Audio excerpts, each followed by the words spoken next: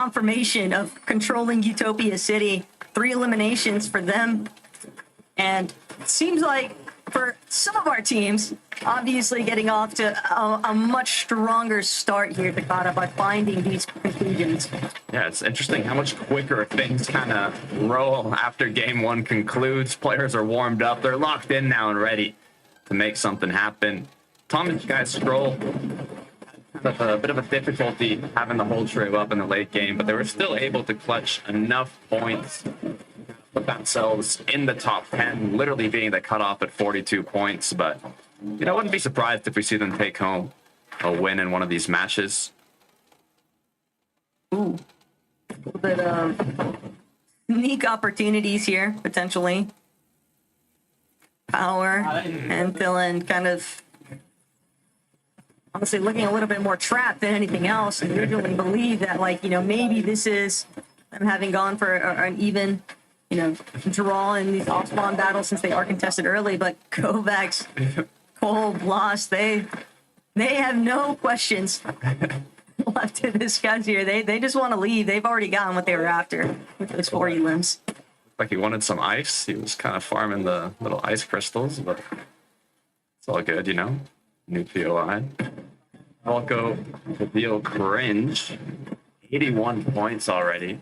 You know, that's a great position to be in. First place right now, not counting the trio that already qualified through the win. And a shout out to Pablo. I mean, Levin was talking about it. Solo clutched himself a top 5 after that match. Ended in 6th place, 7 eliminations, but it put them top 5 on that leaderboard. So hopefully this time around, they can actually close it out as a full trio. Superman Sprite being used, which is great for destroying builds, but not great for eliminating players. But hey, when you're chasing someone down, Cons coming through. Yeah, must not feel good to go down to that Superman Sprite. Realistically, Kashi just had nowhere left to run. Pablo, recognizing the fact, though, someone was trying to get some shots in onto them. Yeah, Thomas just stumbling upon Faded. That's an easy opening elimination here. Sky now trying to see if they can find a secondary one onto Tex. Scroll also approaching with a different line of sight, but the overhead battle just continues, and Sky, Scroll, Thomas, they will just get the full collapse there onto Tex. Some of these players just getting smothered by the numbers. Get okay, get okay.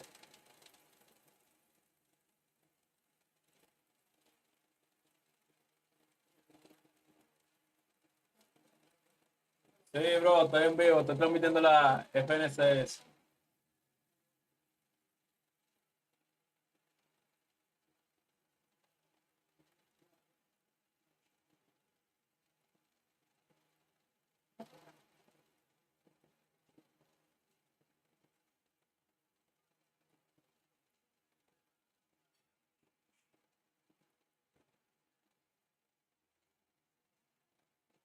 ¿Me escucha?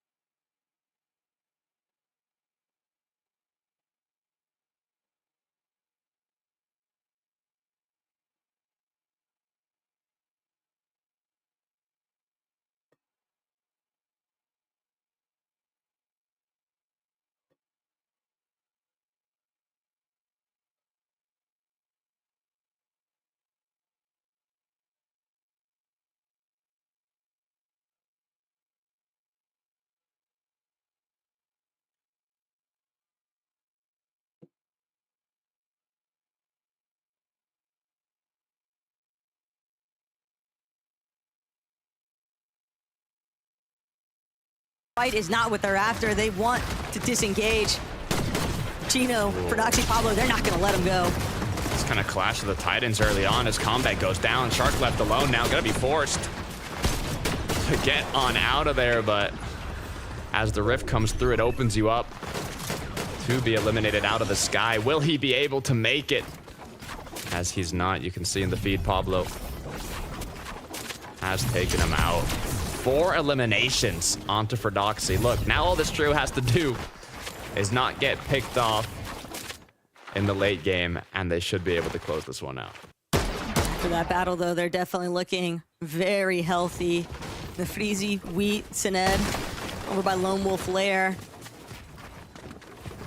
Not in a real rush just yet, but still opportunities to try and look for some surge damage. And the Flooded Frogs difference with Vanya and Medius and them having already qualled after winning game 1.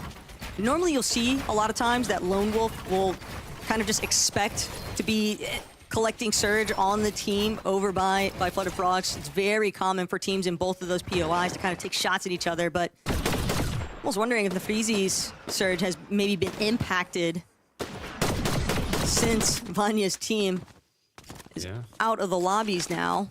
Trulex always want to have a plan, though, for surge strategy. Yeah, repeat of their previous plans. A good point you made, though.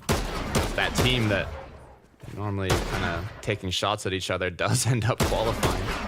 You have to switch up your strategy a little bit. Teeny, though, same strategy as always is going to be working out. Bit split, though. Skvi's got to be kind of wary. It only takes a second, one misstep for a team to kind of catch you off guard and really be the difference maker between at least establishing some good placement points throughout each of these lobbies. Because remember, if you don't find the Victory Royale, you can still be inside of that zone for the top 5 in consistency on the leaderboard instead. Owlsy hoping to see if they can get this real sneak play opportunity. Big shot to open things up. Craig immediately boxed up, praying that his teammates are going to be able to play enough defensive measures, and Owl, sure enough, can't close in just yet for that initial knock. Jug in the loadout, good option. But I don't know if they can commit to this now. I mean, it was a good initial pump, but his team was a little far back. 3 points on the board, 0 eliminations. They kind of want to set themselves up. What I'm seeing in the last game didn't have a massive match, so maybe Storm Surge was the problem, and if that's the case, they're going to be playing a bit extra aggressive here to get that damage. But for finding such a big opening shot onto Craig and still not being able to capitalize on an immediate knock conversion to elimination, that's just the stall that Hell's team was clearly not after. They were hoping to just get that big opening numbers advantage. Instead, now both of these teams gonna have to expend some time burning through a little bit of their own heals. And we're still dealing with early tick zones, Takata, but it's just the delay in rotational positioning. Yeah, the common trend on these storm fights. Thomas Skyscrow, though, they're not worried about it. They're going to show you how to clean up a fight quickly, as the 4th elimination is going to come through for the trio. One of the exotic items actually in hand. We talked about the spires previously. As a reminder, there are some purple spires that can appear on the map. 3 of them, each one containing one of the 3 exotics in competitive Fortnite. Pretty good to have. I think my favorite one's the Shockwave pistol. Yep, and Unstable Yoink's definitely going to be very well utilized in a team like that's hands. Let's check back in with them, though. Giras, Frek, Dinas, saw them in Lobby 1, just trying to incorporate a little bit of elevated surge strategy. They're going to have to get a move on, though, and play off of the launch pad easily enough. It's really just about making sure they don't get lit up, and that's why I like the fact that they're not just trying to take that immediate white line into the zone. They're instead opting for a little bit more of that scenic route, try and see if they can wrap around off the dead side. Take a quick look at what happened here with Ferdoxy Pablo Shino. An instant knock with a 3-2-1. Look at the amount of eliminations this trio already has. They were not too happy about how game 1 ended. Said, okay, we got to lock in now. for game two. Eyes are going to be on them as this match continues to play out. And they continue to look for those same sort of dead side rotations, positioning, going to be very easy to figure out when you have so much Surge already online too. Rikbor, Gudenbri, and Cade, though, on top of the Rift Island, kind of taking notes on some of the teams rotating a little bit north of their position. But you can never really feel too safe on top of these Rift Islands, Takata. You know that there's bound to be at least another team or two kind of keeping tabs on whether or not this team looks to actually depart from the island. Very easy to kind of get lit up if you're not careful. Yeah, that's the issue. We've had previous seasons, you know, with the Oni masks where it made it quite a lot easier to get on island, but now when the only accessible point causes you to kind of float in the sky a bit, it opens up that opportunity to get hit a lot more and eliminated, so it is a bit risky, especially later on in the match when you have to rotate from island into the zone. But so far, Rax, Belusi, and Zangild. Belusi's actually leading the pack in terms of eliminations so far. 5 elims in the last match. Guden now has lost Cade. Trying to see what they can do with Rikbor here. It's not even just losing Cade, it's also they're aware of the fact that Rax's team is taking shots at them from afar. You're kind of just sitting as open season essentially if you are a duo in comparison to the trio surrounding you. So yeah, it makes sense for Rikbor and Gudenbri to immediately try and just drop down to the low ground. But that fully closing in. This is where things went south. 4K just completely overwhelmed in that instance. Volkovidil and Cringe so close to closing it out in the last match. Cringe tried escaping, but did end up going down in second place. 9 total eliminations for the trio, so at this point, they're en route to qualifying through consistency, but they, you know, we know they want more than that. As we'll see how they're able to play this one out. It seems like they're going quite safe without any eliminations, but still a decent amount of damage on the board. Way that the zones are pulling though, heading back towards that northwest the territory. You're looking at some of those elevation shifts. 11 kind of touched on the desk, everybody kind of rolling through. So the team in control of height could also be very easily influenced by the direction some of these endgame zones are headed, Takata, because Vanya, Medius, and Pixie last time, they were just destroying everybody down below. All they had to do was shoot because they had such advantageous positioning.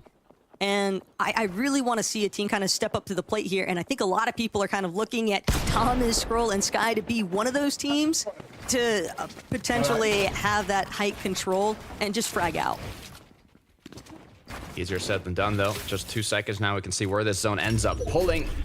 And it looks like it is going to be right onto Sky, Scroll, and Thomas. So that's going to make them smile a little bit. Reinforce their base now, elevate it. Saying, okay, we're kind of primed up right now, so just play it slow here. Gino, Ferdoxy, and Pablo have steadily made their approach. And they have a completely uncontested area space around them. There's nobody to be seen. Finally, they'll get a glimpse of where Thomas, HD, Sky, and Scroll are at. But Ferdoxy take the opportunity to just face up a bit. For Hawa, not gonna let him have it for free though. Some good tags there. Kind of just being a slight hindrance to Ferdoxy. He's gonna force him to have to use a little bit of that Chug Jug now. I was talking about the purple spires. There is a chance you can get triple Chug Jug from them, so I'm wondering if that might have been the case. But Momsy, Ref's guard, Sky Jump now. They've been in the zone for a good amount of time. We saw it previously when Thomas pulled zone. They were in the zone and they still are. It's a good way to kind of get into the uncongested side, though, when you do have enough damage and eliminations, which they do at 401 above. Question is now how they can convert that to the late game here. You want to be careful with Storm Sickness as well if it ends up playing as a heal off. Now you can in this season use the bird or, you know, mist form to kind of avoid that Storm Sickness damage for a little bit, but Still going to be difficult. Craig now doing what they can to get above. And this is the problem right now for Ref and Zaya.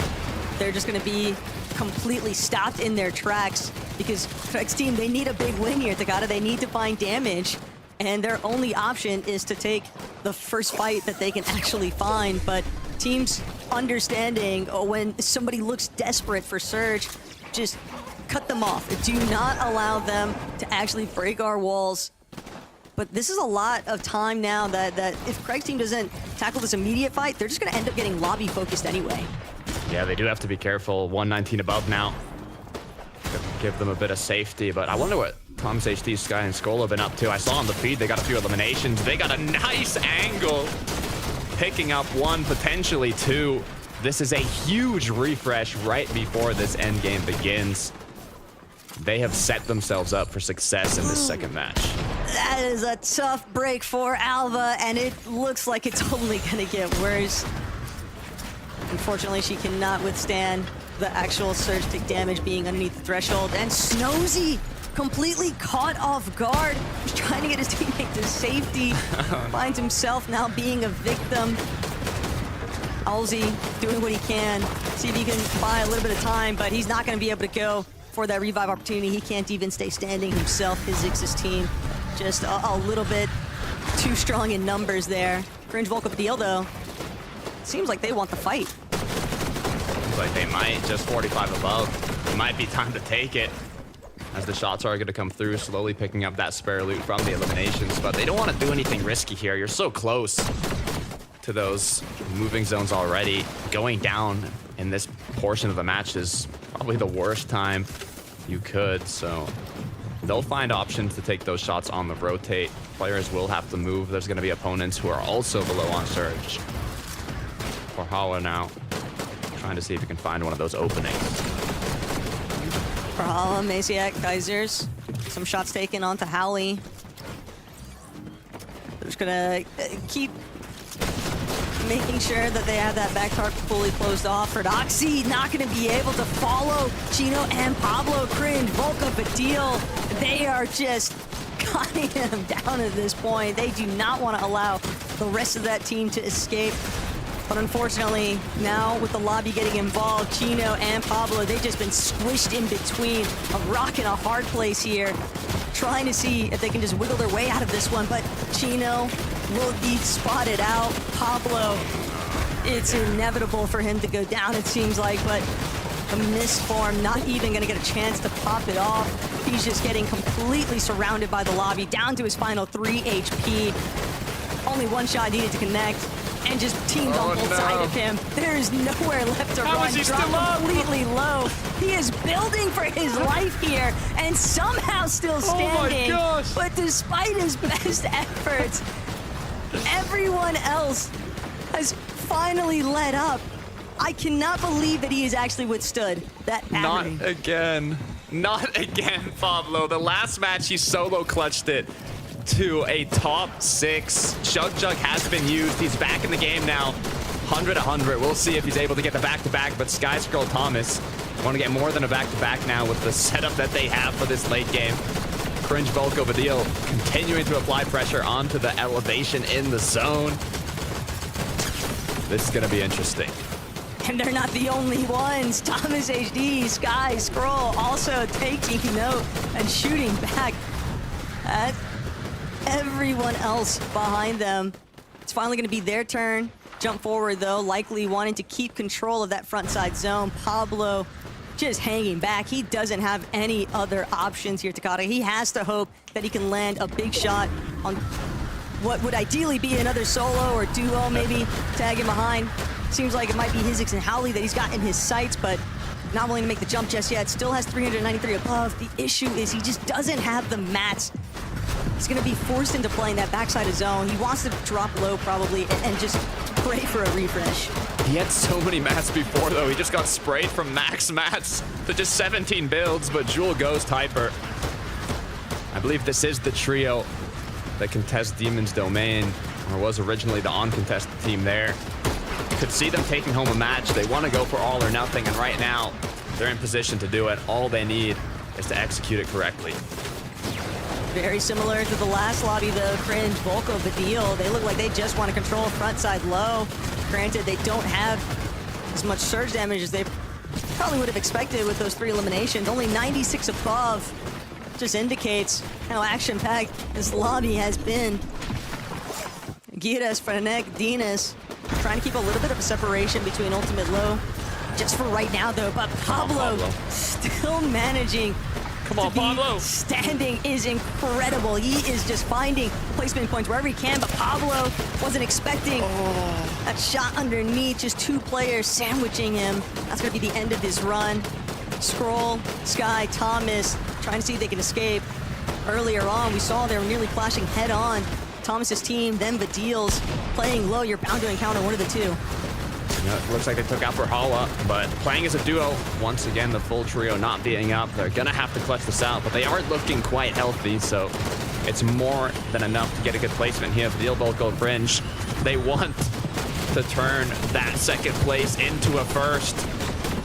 Everything is in their favor here, once again, making sure they have control of the low ground as Rax trying to get on ahead. Badil is doing such a great job at tarping ahead, preventing anyone else from kind of getting those misforms into that same front side. GRACIAS, Dinas, Frenek looking up now, seeing they can get a temporary chop. Jewel forced to retreat to the high ground, but Teeny gonna cut him off in the process. Teeny actually gonna be the one left over on height, but not sure how much material he has to actually hold it. He might just look for maneuver front side zone. Ghost watches Jewel get sunk.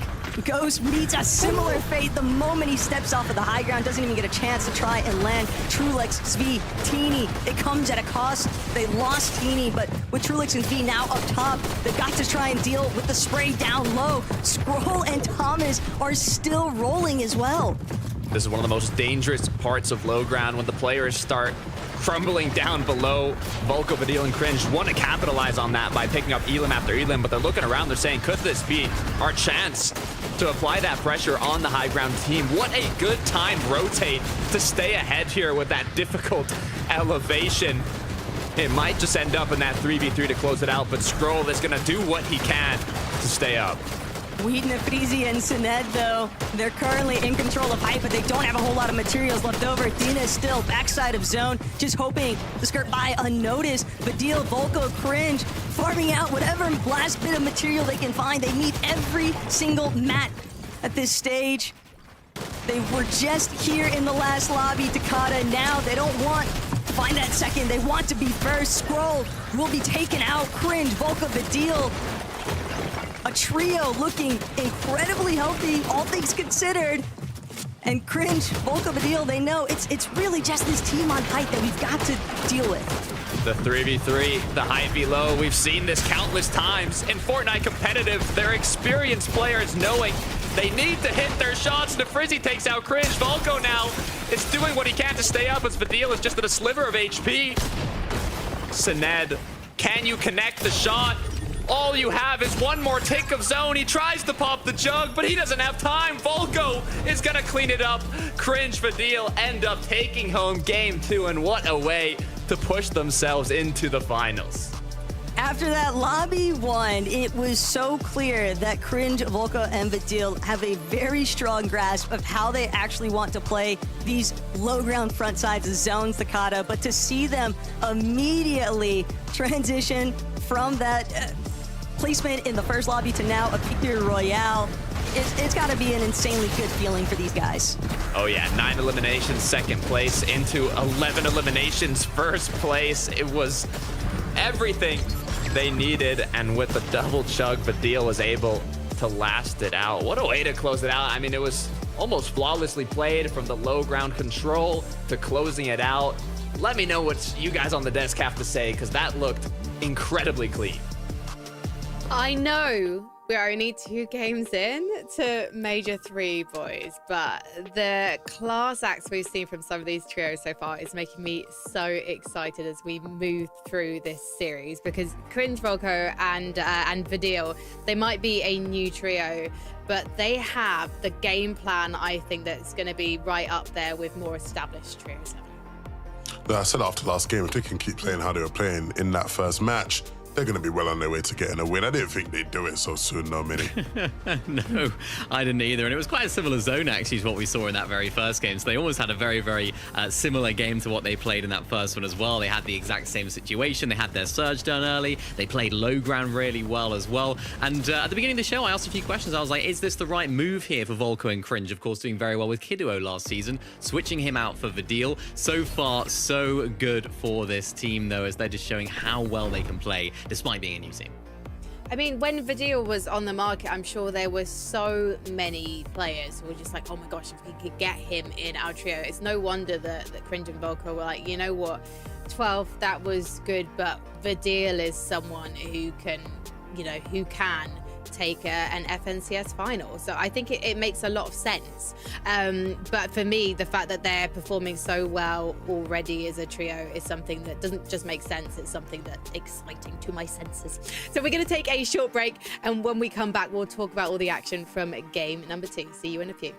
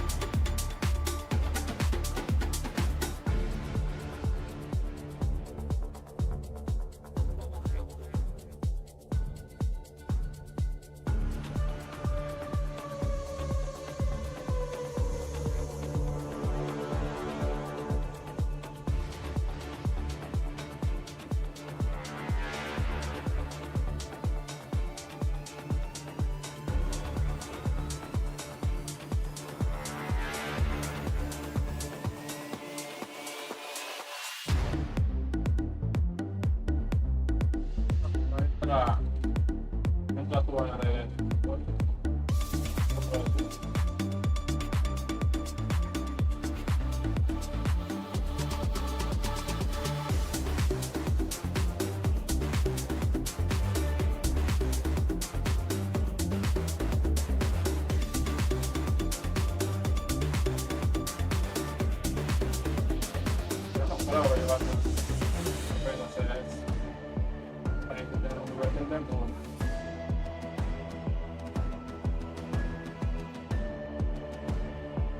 la gente se pone rapidísimo. Miren mi madre.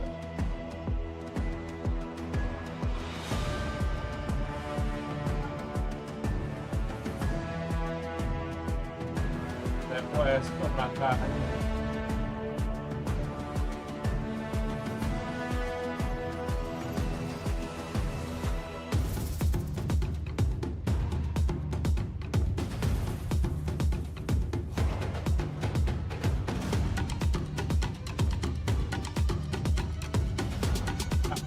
Talla vai. Já não tem difícil. Agora tá fácil de tudo.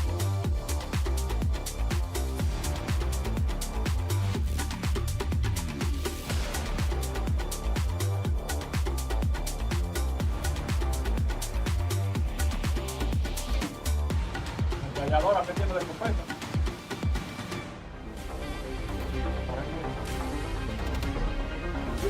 Welcome back to FNCS. It's Group 1 of Major 3, and our European trios are truly turning up. We have seen Cringe, Volko, and Vidil, a brand new trio for Major 3, go through to the grand finals. They know that they'll be seeing Marius, Pixie, and Vanya there as they won game number 1. But in game number 2, we did see some early fortunes turn up for the books for Fredoxy's trio and Thomas's trio, but neither of them we saw performing in those final moments, unfortunately, boys. So I kind of want to talk about what went wrong. Starting with Thomas, Sky, and Scroll. So we see Scroll having to try and clutch things out for his team, but I'm not really sure. We saw separation in the first game, but Levin, what was happening in the second? I mean, this game was a bit better for them, I guess. It got much deeper with both players alive, or 3 players alive at one point before obviously Sky went down.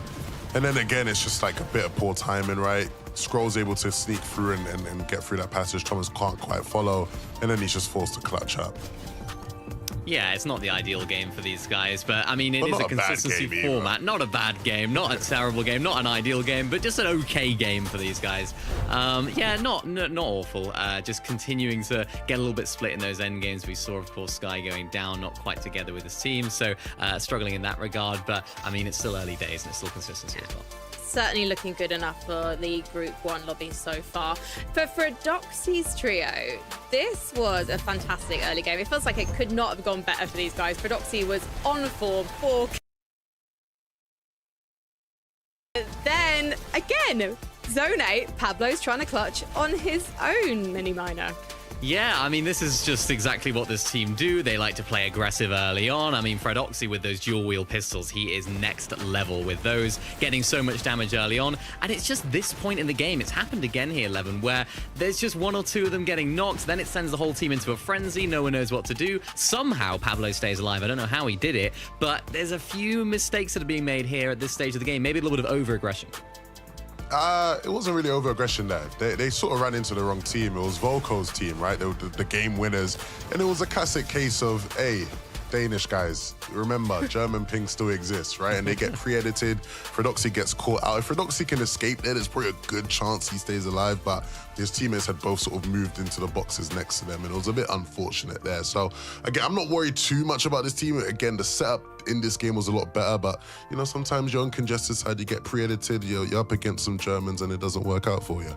You sound like someone on Twitter now. Like, I can just imagine Fredoxy's taken to Twitter already. He was like, it was ping, guys. It was ping. Let's take a look at the standings, though, because this is an interesting one. Obviously, it's consistency and victory royales, 5 victory royales, and then the top 5 beneath that will be going through. We haven't really had a chance to talk about some of these trios, though. For how Kaisers and Maciak, I guess they're just having a balanced game and not quite make it to the final 2 mini. Yeah, they've had a 2nd and a 6th so far, so pretty solid performances. Haven't seen too much firepower from them. Haven't seen anything that's going to make me think, oh yeah, they're going to come and take this next game by storm. But it's these sort of teams that can sort of take you by surprise a little bit, you know, making their consistent games happen. I love that I was just like, they haven't made it to any top 2s, and Minnie's just like, they've made it to a 2nd. Yeah. But you didn't shame me there, I've just shamed myself. Interestingly, in that last game, it was one of these kind of lesser experienced trios who did take that high ground. We saw Julie and his teammates up on top. Was it just getting unlucky with the mats here, Levin? Well, they invested a lot of mats to take height, and this is a team who, you know, it's going to be a tough lobby for them because they're contested, and if they were uncontested, initially I was looking at a map of this lobby and they were uncontested, and I was like, these guys are a sneaky team who should be able to qualify through. But when they don't have as many opportunities to have games, they're going to go for the gambit, right? Meaning, like, a lot of the times, if you know you don't have plenty of games to play with, when you get an opportunity to take height, you're just going to take it. And so they invested a lot of materials, they ran out of steam, and they lose height as a result of it. So hopefully we can see them maybe in those situations look to be a bit more aggressive on the refreshes. Yeah, it was difficult for them there because I think 2 different teams tried to take height at almost the same time. We had Teeny on there as a solo as well, causing havoc. So it was difficult for them when you don't have as much experience on height for them to actually find success. But as you mentioned, they're going to need to make those games count. So we'll see what they can do for the rest of the day. Well, we have got 3 more games to go before we wrap up the action for Group 1. Are there any trios that you haven't seen inside the top 10 that you're surprised by? I know we've got the return of Refsgaard. Didn't necessarily have the best start to the lobby, but is he someone you're expecting to go up the numbers as we head through these games, Evan? Yeah, potentially, man. Shout out to Refsgaard, I guess. We're back in Refsgaard now. We are. We should be backing Refsgaard. We don't want him to retire again, boys. Come on, Refsgaard, we got your back, and we also got game number 3 ready to go. So let's head to Jakarta and Taco. Thanks, Frankie. Look, I got faith for Refsgaard, okay? He's in 16th place now, I believe. He started off not too strong going down off spawn, so you know what? It's still possible, but it always surprises me how quickly these games go through in the group stage, and we're already ready for game 3, so let's get right into it. And it really is impressive how quickly the lobbies can just be burned through Takata. It's almost... it's kind of a mental game right now for a lot of these players, because you obviously want to see if you can find that victory royale, take your best shot. But even if you don't get that game win, you can still play for the consistency metrics. And a handful of our teams today not really able to lock in that consistency. Demon's Domain will be left alone, though. Yeah, I mean, speaking about consistency, that was so Ghost, Hyper, and Jewel, who, you know, they were just talking about them on the desk about their high ground performance, was the team contesting Demons. So I'm wondering if they kind of saw that bright light with high ground. They're like, we're so close. We don't want to go down again in the early game, deciding to switch up their drop. But I don't know if that's going to be the play. I mean, they're in 13th now. I think they were more kind of playing for that win. So we'll see what ends up happening, where they ended up dropping. But Revsguard, Skyjump, Momsy, once again, contesting in Crime City. They got the off-spawn win in the previous match, the back-to-back. I don't know if it's going to be possible, hopefully. But we'll see. Rax over by Resistance base, trying to see if they can find some early trades on the surge tags. Does pan out slightly in his favor. A little bit of trouble brewing, though, elsewhere. Alba and her team trying to see if they can find this collapse. Island just runs by and is immediately punished. Ego now left to try and fight back, but props will be found as a return fire. And this is getting messy now for both of these teams. Seems like neither side has really profited too heavily off of this one. But now it could be down to Kedadim, Power, to decide who's going to take it here, keep their pride going for their team. But Kata just doesn't want to go for that initial shot just yet. Kind of backing up, creating a little bit of space. Maybe trying to see if they can find that final finish. And sure enough, that's going to put Power to have to commit to a decision now. Do I continue this fight, or do I just try to play for the reboots? Take the 1v1, you know. Well, he gave too much time now. Yeah, I was going to say, is he going to let him pick up his teammate? Might have just done it. We'll look at the fight here at Crime City. It looks like Revsguard has an elimination, so they have the upper hand in the 3 versus 2. Looking at the minimap, I don't see any potential third parties this time around, so looks like they have the opportunity to close it out once again. It's the early conclusions that Revsguard's team is after. Skies is a great initial elimination, but he can't seem to find that opening. Revsguard gonna be dropped though. The low ground has to retreat, lost his shield entirely. Skyjump and Momsy though, plenty healthy enough. And they're gonna get the return fire now onto Skies. Telio also getting lit up along the way. Revsguard knows he's got nothing left in the tank, and he'll get that final elimination. And these quick conclusions, though, is exactly what we need to see the repeat circumstances of. Last game, they were able to also find that quick conclusion. Same can't be said, though, for Alba and Kedadim. They finally take out the team that was initially contesting them, but now they have to deal with Noya, Kovacs, and Kolb, who are just substantially too healthy. This is going to be a very easy third-party chase down for them. Yeah, I mean, not much you can do. Mist forms, got the dashes, got everything to chase down your opponents. Now, we're seeing a lot of success in this early game, but converting that early game to success to the late game is kind of what a lot of these trios have been lacking. So it seems that Ghost, Jewel, and Hyper have decided to go Flooded Frogs. This is where, at the start in game 1, where Vanya's trio qualified from, they said, okay, you know, let's go to that spot, see if it's contested, uncontested, and for now, it seems to be working out for them because, you know, they're all 3 up. It seems like they have a good amount of loot. But now you have to fight against the top trio coming in from the play-ins, which is Pablo, Chino, and Ferdoxy. But they have had some issues, you know, staying up as a trio. You saw the stat that Pablo has been clutching out an incredible amount of solo points. But this isn't a solo FNCS, Taco. This is trios. So hopefully this time around, we can see the full trio in action. But they made it a little bit further each lobby. Just a couple of unexpected encounters really catch them off guard. Chuck and Azat might add to the spoiler party here for Ferdoxy's team. They don't realize that they're getting third-partied. They're still trying to take this pick-up engagement with Jewel, Ghost, and Hyper. And now, Red Alerts. No, Chuck actually might be able to get this sneak up onto Fredoxy. Oh no. This is a dangerous place to be right now. Yeah, this would be a tragedy if Roxy gets picked up like this. It could be anyone, though. As it seems like, are they even disengaging? I'm not sure if it was like a calculated disengage or maybe like, you know, we're taking too much time. Haven't hit a big shot off. It's just too risky at this point. And that kind of like Spidey sense was perfect timing. As they might not have even known the third party was here, but now they're going to know. As both trios have exited on their own path. I'm sure they're probably recognizing the fact that the shots being fired don't belong to them. Still, not the heads-up win that you'd be hoping for. Gudenbree's team, on the other hand, they're able to find a couple of early eliminations. Outskirts of the map positions, though, you've still got to make your way into the zone. Cade, Rickborn, and Gudenbree, they really wanted to get that chase out and find a confirmation on those early eliminations. This doesn't surprise me at all to see, though, Outpost having a little bit more action early on, given that Vidil, Cringe, and Volko just qualified to finals from that last lobby win. But one of these teams is kind of got to set your foot down, right? If you want to be the team to kind of claim that opened up position.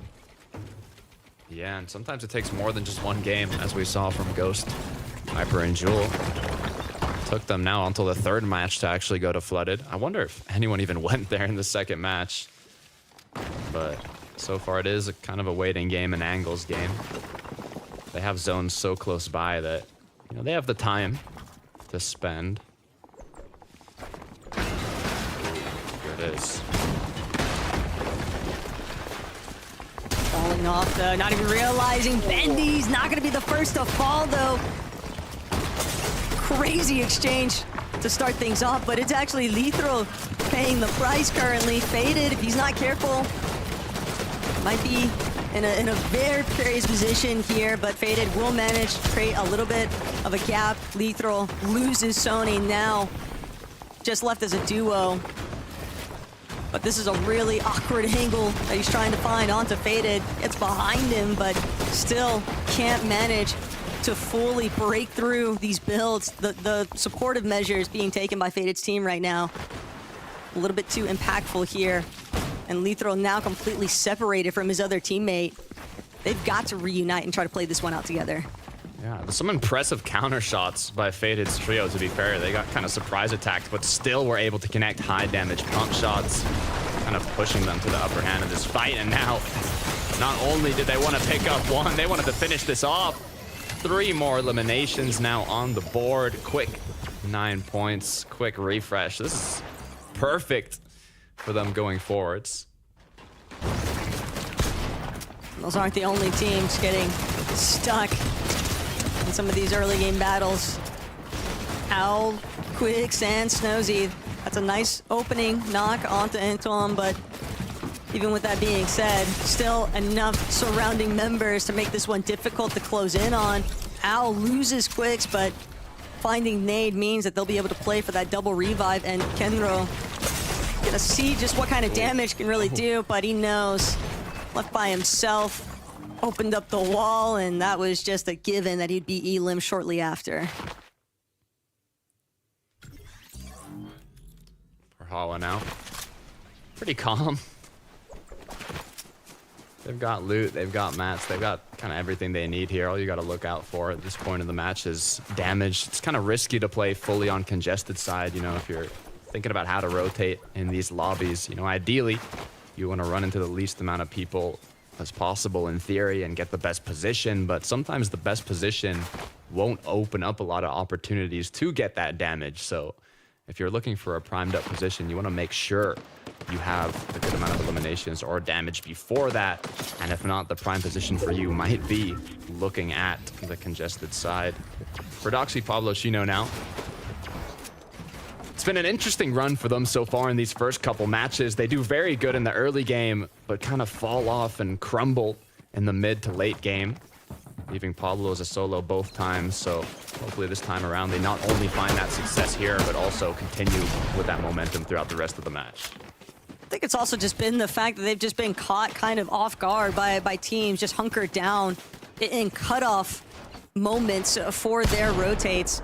I think that's a big part of the reason why they seem to be trying to clear out space before they actually make their move forward. They know these are teams that are already hurt. They've been in these outskirt positions fighting for a while. We can just play cleanup crew, essentially, as Chino now making the approach, getting two separate angles. This is what makes it so devastating to try and fight into Prodoxy's team, though. They're just all so strong at taking these separate angle engagements. Chino, though, not the shot that he was hoping for. Trying to get that angle and instead loses a little bit of his HP for it, but Prodoxy still on the other end of things with Pablo looking to try and collapse onto Azza and his teammate. Overhead, though, they've got to be real wary. All these shots drawing some attention.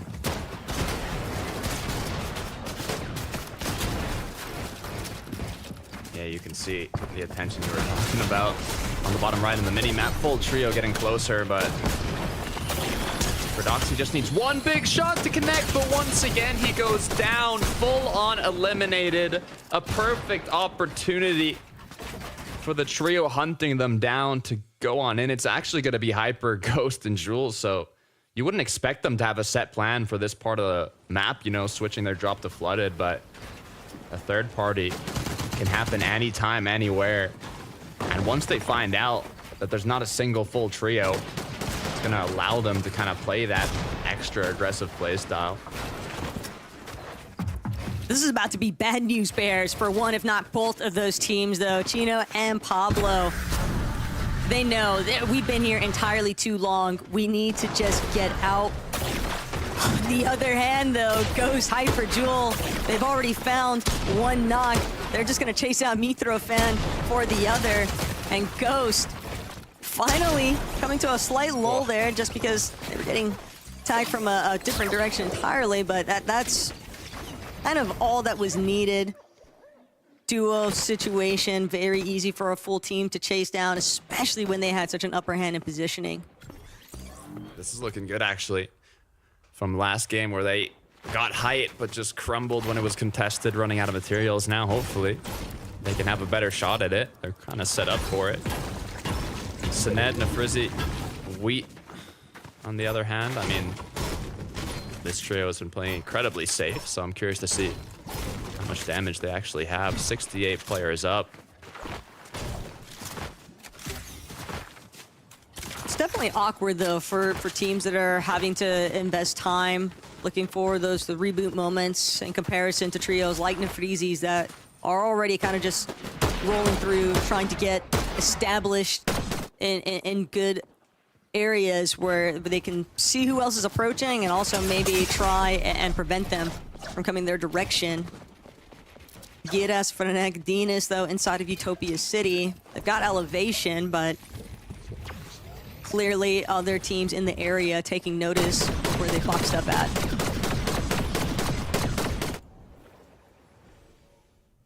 Taking a look at Sky Jump. Oh, Fred is actually back in the game now with Chino and Pablo. It's gonna be Momsy on the other end.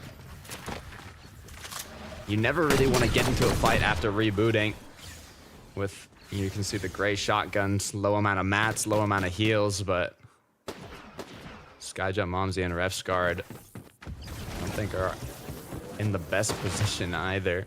They did have basically all of Crime City, though, so they should be looted up. They already have those initial 3 eliminations. I don't think they want to take any more risks.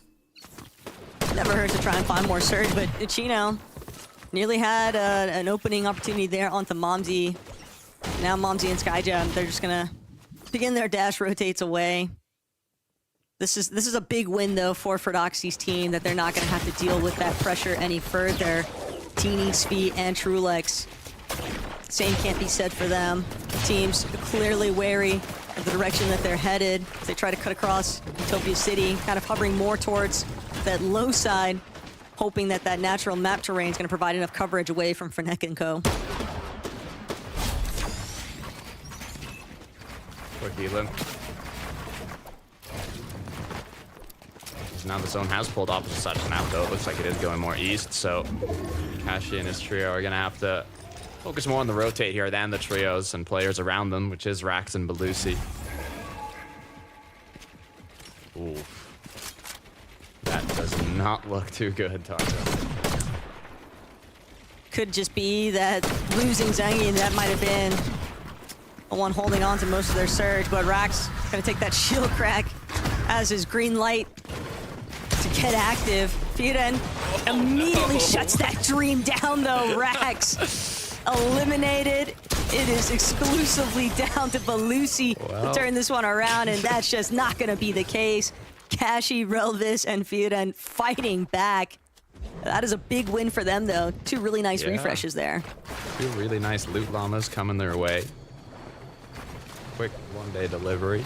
Ghost Hyper Jewel. I'm excited to see how they play out this late game. Always curious to see after switching drops how they're able to do, but so far so good. This is where it gets a bit complicated, though. They are going to refresh their dashes with that dash sprite, and once they see where this zone ends up pulling, hopefully make a play towards it. But Chino, Ferdoxy, and Pablo, they have damage, but they are not in a great situation. That reboot really put them behind in terms of positioning, in terms of loot, materials. They are going to have to rely on a refresh, but with the amount of damage that they were able to do in the play-ins, with how dominant they've been fighting throughout this season, wouldn't be surprised if they're able to pick one up. Between two tick zones and being underneath damage or surge threshold, Loki, QB, Sangil, just scrambling to try and come up with some sort of damage. Instead, it's going to be Sangil losing his life here. That's first elimination of the trio. Saya, Ricky, Zada doing what they can just to maintain this established position on the hill, but even they know they want to get out of here. They don't want to get caught in last-second congestion on this next rotate. They're going to be headed straight into the heart of the rest of the lobby, it seems like. So QB, the last one left from his team, just trying to get in, but everybody else just cutting him off, and it's just not going to be possible. Chino, Pablo, and Ferdoxy, seemingly the final boss as teams try to make this crossover through Utopia City. Never really liked the water in these final zones. I mean, it's fun to watch, but as a player, it's not as enjoyable. At least there's a good amount of mobility this season, so you can get the job done. You can see a lot of the players kind of choosing to be based up on a ridge or just anywhere that's a bit elevated. I want to see more from Shark, Blaha, and Comeback in this match.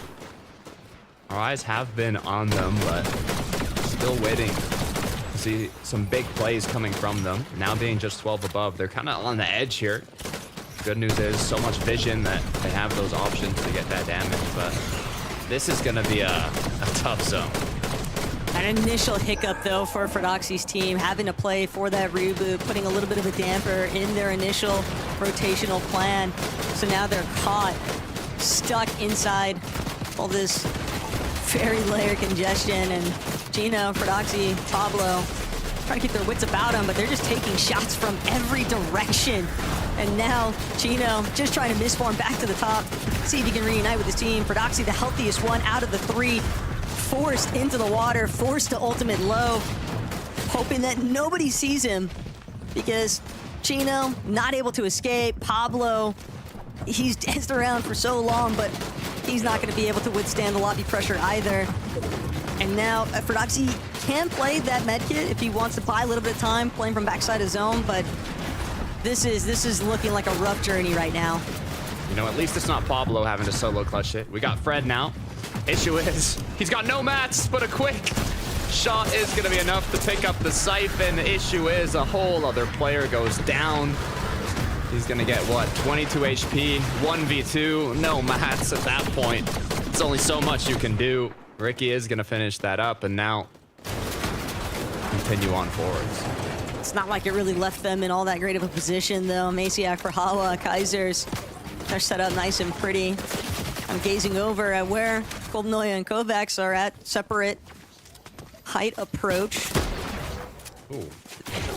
Oh, and nearly getting a nice shot there with the DMR. Like this wraparound rotate, though. Use this cliff face as a little bit of natural terrain coverage to get into this next edge of zone. Committing a lot of farm material, though, to this tarp out, just trying to claim as much space as he can.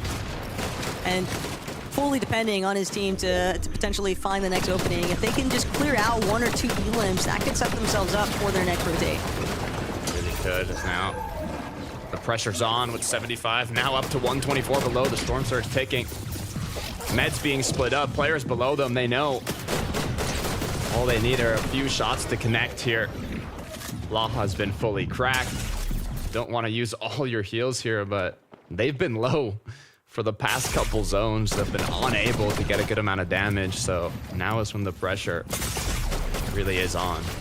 But they're just 6 below here, Takada, and low ground is going to be the best spot for them to try and find a straggler or two, get a good connecting shot. Shark finds piece of one. Masiak gonna lose his shield entirely as Shark now closing in. Masiak also suffering from this surge thick damage. That's another trio just in so much trouble here, but Kambe can't escape. It's just a cluster in the low ground. Shark now trying to get overhead. Hawa gonna be the only one playing out his medkit, but with the surge thick damage to boot and the lobby focus, he's just trapped behind everyone else. Just too much focus. It's way too difficult to make yourself hidden in these moments. Brawler, though, has somehow made it into zone almost. 15 HP as the med kit's gonna be popped. No, all the metal builds. I don't know if he's gonna have enough time. The mist, though, is gonna give him just a bit more heals as he runs on in. Somehow has done it. The issue is just a handful of builds left. Runs into a full trio. Rickbor on the other end of the door, and it looks like Hyper, Jewel, and Ghost, they might look for this high ground early on once again. This is the right intention, too, for Jewel, Hyper, and Ghost. Last lobby, they had hype. The issue was they just ran too low on material by the time they started getting challenged by other teams for that height take. Blaha underneath has the misform, get himself forward, but with no materials, he has to find an immediate knock. Will pick up 3 builds along the way, but needs to see if he can find this solo directly underneath him. Knows that there's a member there, but so does Ogri. He's not trying to give him a chance. Blaha, 1 build is all that remains. If he doesn't find this next elimination ASAP, Takada, he might not even have the HP to try and play with it for much longer. I kind of like the position. The issue is there's a lot of trios close by, and that's not what you want to run into as a solo, as Blaha's now thinking of his options. 1 build on the board, cooldown running low on that misform, is going to be able to use it as he puts himself not fully ahead of zone, but in a great position here actually to withstand just a bit longer. Sened is going to go down. 1 quick pump is all that it took. The refresh comes through now. He has the mats, but unfortunately Ref's guard is going to finish it. The dangers of playing backside of zone. You forced to give away your position when you're just looking for any kind of refresh. Good pickup though for Refs. Gonna give him a little bit more material to work with. Doesn't have a time or any sort of relief. Height spraying down into where he was just at. And that's the kind of control that you need to see from the team on height. You want to punish these players in the lower layers. It's Kovacs, also solo. Just so many teams losing a member or 2 along the way. And Revsguard just found another big elimination, but unfortunately spotted out and will finally meet his end in this lobby. Good amount of eliminations. Looking very bright for Ghost and his trio up above as well. They weren't able to hold on to height last game. Now they have another shot at it with just 8 trios up and running. They're getting closer and closer to being able to close this one off. So many solos doing what they can. Rickbor goes down. Skivi with a huge pickup now, doing what he can for Trulex and Teeny as the medkit's going to come through. A bit of heal off as Jewel now has to decide, okay, are we going to play this heal off? Or are we going to drop down? Are there any teams on second height that are looking to contest us? How do we end up winning this match?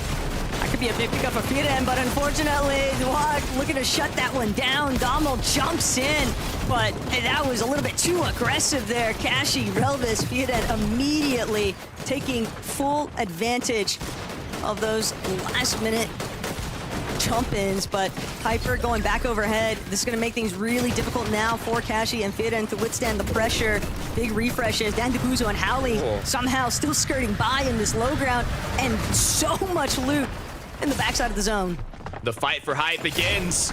Firen, is he going to be able to hold on to it? Looks like it wasn't even much of a fight at all. They instantly gave it up, but actually, they're looking for the chop down. Just 2 more builds connected. Hyper, can you do it? The chop comes through as now the trio up above is going to fall down. This battle means everything. They have to be careful with the players down low. They could disrupt this initial challenge, but it looks like Kashi and his trio are going to continue holding on to the high ground. Nobody has any materials. Finally, Hyper takes out Howley. That Cypher material could be the ultimate difference maker here. Takada, team on height, still looking to see if they can play this to their advantage. They're going to finally get chopped out. Kashi, though, immediately loses Relvis and Firen, but he can't withstand it. Jewel take over at the very last second. It was so down to the wire here, Takada, but high ground ultimately paid off. They got the job done. From Demon's Domain in game 1, Ghost, Hyper, Jewel, they were contested. They said, you know what? We got high ground in game 2. We weren't able to close it off. Let's play it safe for this next match. We'll land Flooded Frogs. We'll play for height once again. You can see exactly how they ended up overtaking it. And this time around, they did actually run out of the materials, but it was in those final moments where all they had to do was take that 3 versus 3 and being able to land their shots, being able to come out on top is what granted them that spot in the EU Major 3 finals. Everybody had to essentially win their ones, and that's exactly what took place for the most part here. Jewel was just on fire with that unstable yoink. The benefits of having that exotic at the last moment there could not have been a bigger thing to witness, Takada. But of course, that's not the only thing we saw. We've got our lovely Des to take it from here. All I'm saying is, guys, you gotta ribbit to win it, because there is something about Flooded Frogs that makes winners this season of Fortnite. Levin, how did you feel about that win from Julian team? Because this is more of a rookie team compared to some of our other trios, but they showed that high ground take before wasn't just a fluke, and actually it was something they could make good on in the end. Yeah, this time around, right? I feel like they managed the situation a lot better, didn't they, Minnie? They didn't have as many threats in terms of people going for it, but they applied the pressure needed to hold on in the crucial moments.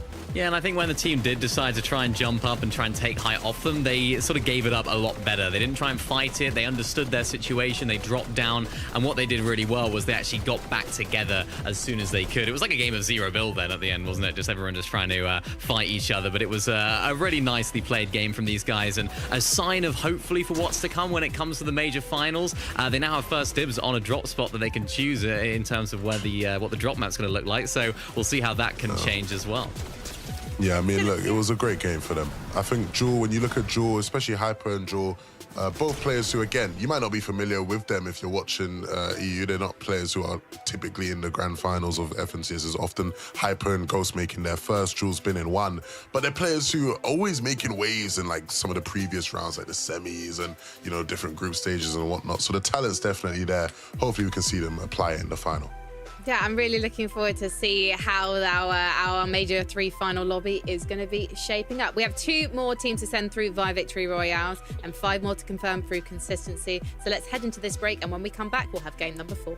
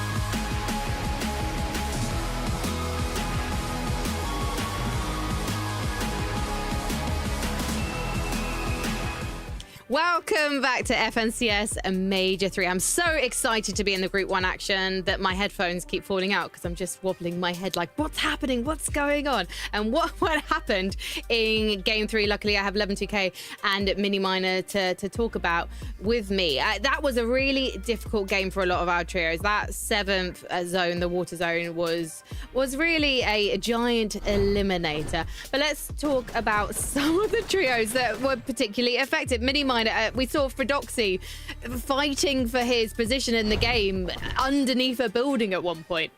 Yeah, it was tough. It was tough for a lot of our teams. Sakata mentioned it on the cast. Those water zones, they're great to watch. I mean, when I'm not playing, I absolutely love watching them because there's a lot of chaos and nobody knows what's going on. But for the players, that's exactly the problem. It's really, really tough to make those rotations. And we saw some teams do it to certain degrees, some better than others. Sometimes teams can get benefit from that when it comes to surge damage, but it's so chaotic. It's so difficult. And as you mentioned, Fredoxy right there, not even in the top 10. So really struggling at the moment to really make their waves in these games.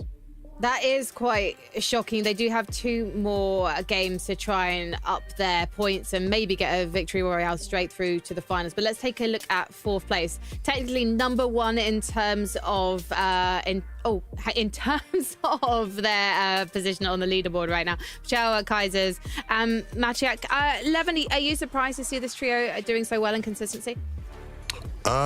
Somewhat, maybe not so much. I think when you look at Petrol and Maciek, both had great seasons this year so far. I think the big thing obviously is that last game wasn't the best for them, right? It struggled a bit on Surge, where the first 2 were much smoother, and we obviously had 2 similar zones there. So, we'll see how they fare with zones that maybe aren't as favorable for them.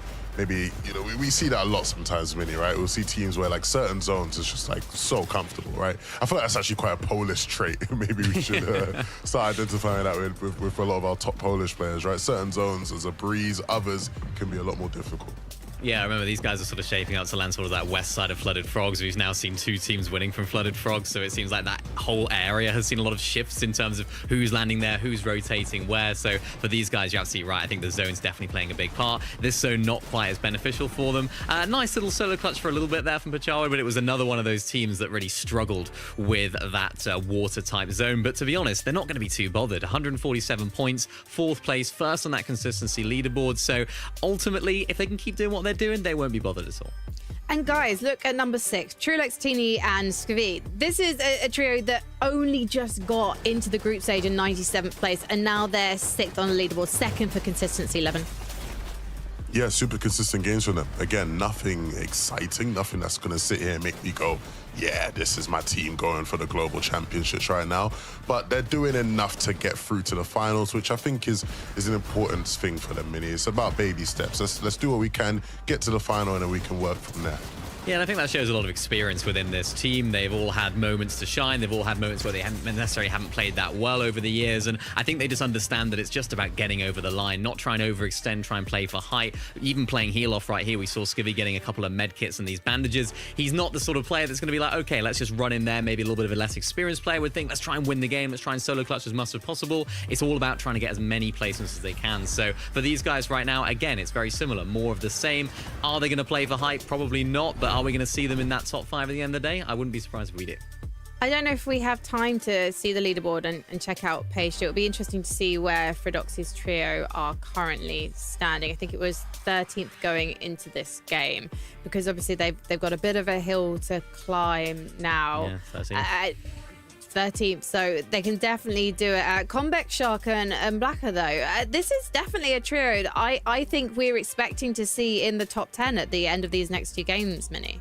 Yeah, well, they had a really good start, didn't they? They had a really, really solid start. They were playing those mid-ground layers really well. We saw them have a really good end game, and it hasn't quite gone the same for them, especially in that last game, Levin. You'd expect a lot better considering the placement of the zone compared to where they dropped.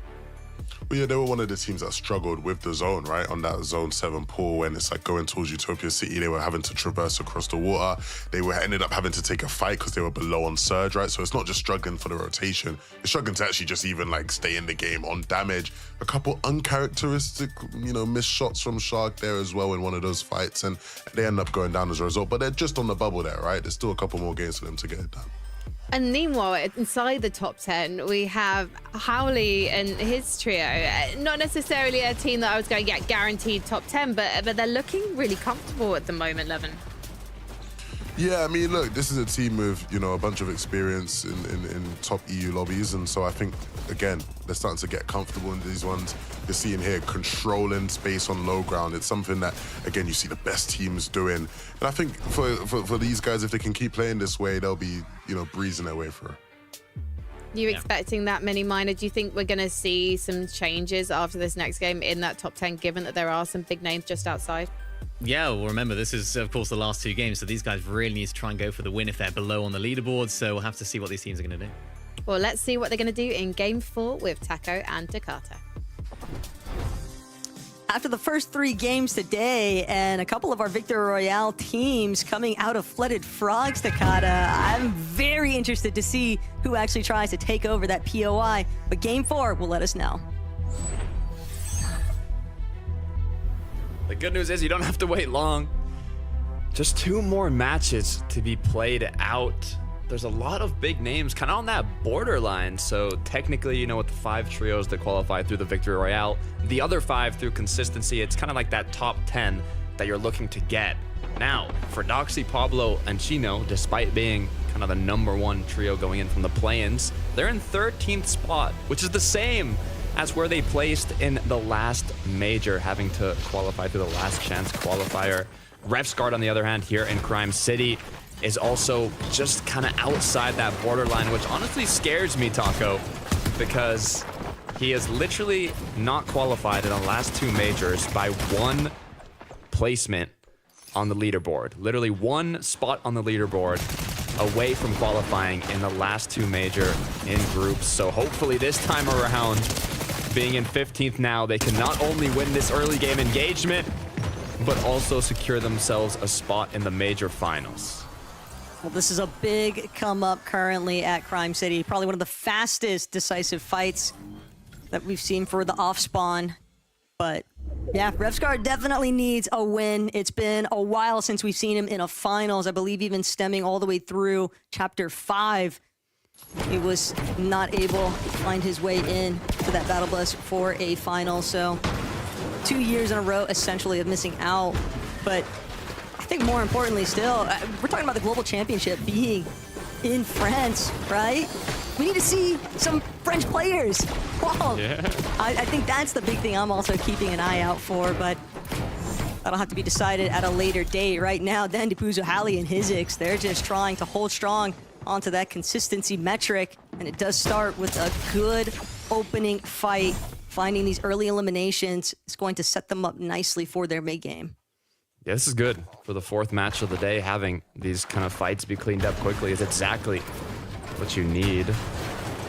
Being able to kind of focus more on your loop path, your rotations, and setting yourself up without the risk of getting third-partied.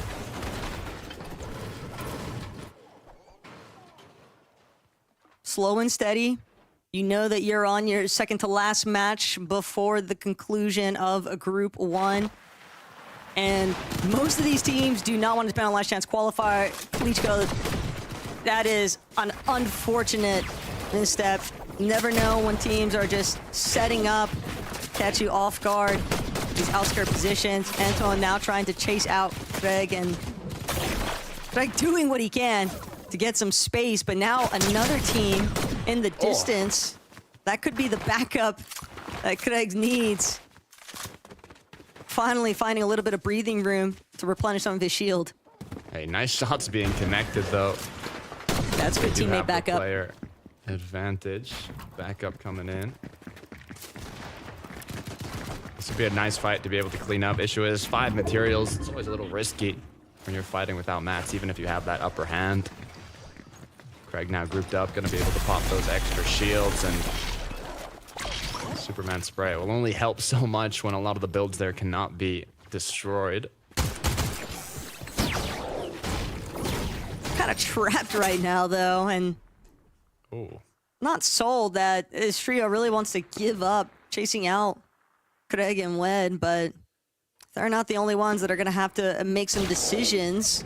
As Pablo, Wingu, Chino, and Ferdoxy, Takata, you have to remember, last major, Ferdoxy's team, they weren't in the grand finals initially. They had to actually play it through the last chance qualifier to get their seat on the battle bus. We saw the revenge tour coming out of Ferdoxy when it came down to the wire there, but I know that there's one thing about, you know, setting up for dramatic effect. That's not the case here for this team. They want their seat on that battle bus. They need a big win here. And Pablo, Ferdoxy, Chino, they're getting some great opening shots. They'll finally be able to close this one out. Chino now with the double revive from Ferdoxy and co. But yeah, it's really just the fact that they have had those handful of hiccups along the way. It's been really tough for them to get their rotates in. Yeah, it's good they're continuing to have solid early games, though. They've been having it throughout the day, and it really does set you up for a good mid to late game. But like you said, they've had those hiccups, so, hopefully fourth time is the charm. It must be a bit stressful now being just outside that leaderboard with how well they performed coming in to, like you mentioned, not qualifying through the groups in the last major. It would be nice to just get the job done today. And likewise for Thomas, Sky, and Scroll. I mean, they have a good amount of points, but, it's better safe than sorry.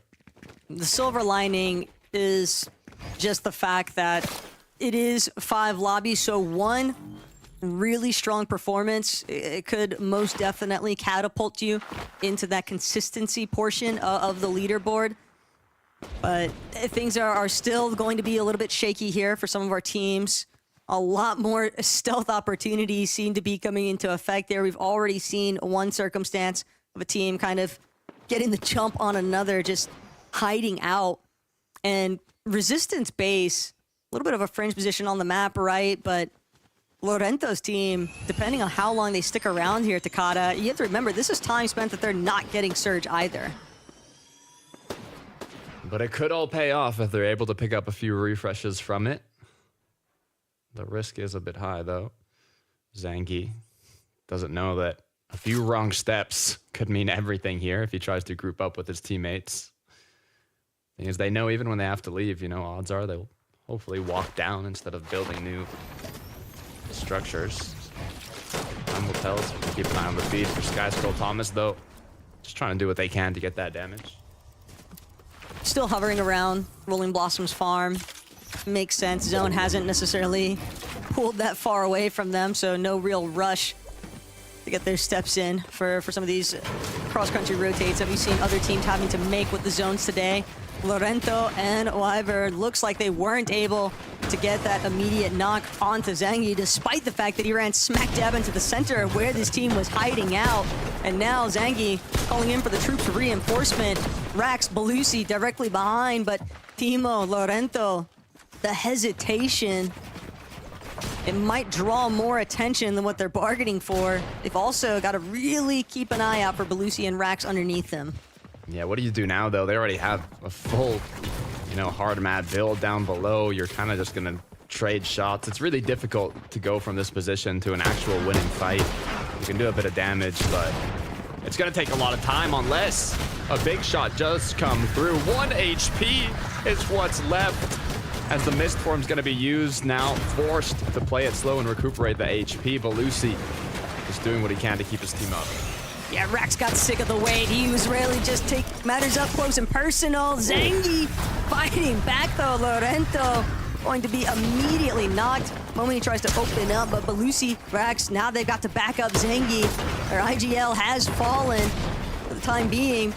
Belusi though, a bit of a health advantage here. Trying to see if he can close in. Knows that there's already 2 knock members of this team. And Rax trying to see if he can get the third registered. They'll at least take their Siphon refreshes while they've got them, since they're playing inside of the storm anyway, but they weren't quick enough. Gudembry has now entered the fray. Oh no. They heard the shots. This fight took too long. A full third party gonna potentially come through. This res is gonna be crucial for Belusi and his trio to withstand that third party after this fight, but being in zone, this is just not a great look. Oh man, this is a completely separate team too, so it's not even like Wyver's gonna be able to warn Zangi, since those are the guys they were fighting initially anyway. But Cade, Vikbor, Gudembry just sticking it out next to that reboot van. This is just not going to be an option for Rax and Belusi. They are just simply trying to crouch walk their way out of where all the commotion's taking place. They know this is overstaying their welcome. And they'll just hope that maybe K or Kudenbri, they decide to rotate first. That's gonna maybe give them a chance to utilize this reboot, but no matter the decision out of Cade's team, for right now, it's just gonna be take a lap time for Belusi. Yeah. Meanwhile, on the other side of the map, I'm trying to think what went down here. There's so many trios just kind of boxed around this mountain, this hill. Some waiting, some trying to find an exit.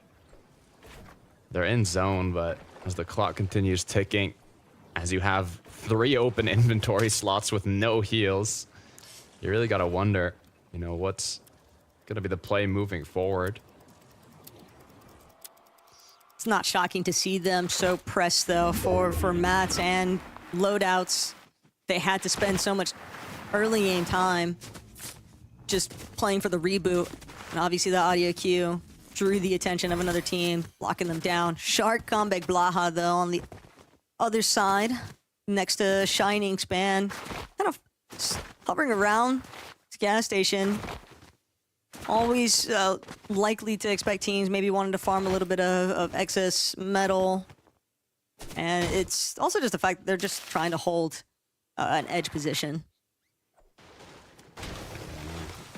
Heroes, Krennic, and Dinas, though, are quite deep into the zone here. They've also traveled the most out of any team, as you can see from the quick stat, and it shows them doing it once again. Sometimes it could be from unlucky zones, sometimes it could just be from your playstyle if you tend to take those safer rotates, but you know, so far they don't look like they're in much trouble, just making sure they're farming on the way, making sure they're kind of setting themselves up. Kind of see the way that the map is beginning to unfold, though. Some of those storm-hugging teams, as they start to press a little bit more inwards. And I have to be careful of watching overhead. A lot of teams already finding box positions on slight points of elevation. Teeny, Trulex, V. It's not going to be super flashy, but to ever count Trulex out of a conversation for consistency in a set lobby type of environment, it's truly not shocking in the slightest to see that these guys are leading on the leaderboard for the consistency. Yep, I mean, they have the stage set for them. They don't have to take any risks in the late game here. They don't have to force themselves onto high ground. They just have to make it and do what they can to keep getting a bit of eliminations, a bit of placement. It's kind of the best position you can be in these lobbies, especially in, you know, the final matches where a lot of the trios that are incredibly low on the leaderboard are going to be playing extra aggressive towards that high ground and towards anything that can kind of give them that win condition, whether it be a fight or even just positioning. But you know, so far, a lot of the trios that already have a decent amount of points are kind of choosing the safer route. They know Storm Surge might not hit as hard, and they kind of have that freedom to play a bit slower. Shark hiding out for a moment. Faded and Tex don't seem to have any indication that Shark is even down here. Smart trap set, leaving that chest unopened. So that way Faded doesn't really have a reason to expect anything going down. But if he extends even a little bit further on that ramp, we might see a little bit of a mishap there for Shark, but continues to go by unnoticed. Certainly by now, starting to throw up a couple of fills behind him potentially. Just almost expecting that a shot's going to be sent his way eventually there. Making sure he's safe. Low-key, Sandguild. By Supernova now, just trying to see what Cade is up to. On the side. Do they know? It's also about whether Sandguild and his team know. They're definitely looking for someone. So they are fully aware. You know, Cade's not out of the thick of it just yet. He's managed to escape that little segment of build, but he's just gonna hope that Loki and his team decide to make an early departure with the storm closing in. even with them leaving, though, I would expect them to kind of just keep looking back, and that could potentially hold Cade inside Storm for a much longer period than what he was actually looking for. Nice shots, though, out of Momsy, Skyjump, and Refscar. That's a big refresh, max material. This is looking like a solid loadout here for Momsy, and I'm sure that the other members of this team are rocking pretty similar things. 100%. Good positioning here on the snowy side of the map. Nice little mountain to base up on. Interesting that Howley is actually leading the pack in terms of eliminations at double digits with 10. They have 3 as a trio this match, but a majority of those eliminations do come in the later half of the match. So especially in these final games, you really don't want to be taking those risks unless it's completely necessary and you're lower down on the board. So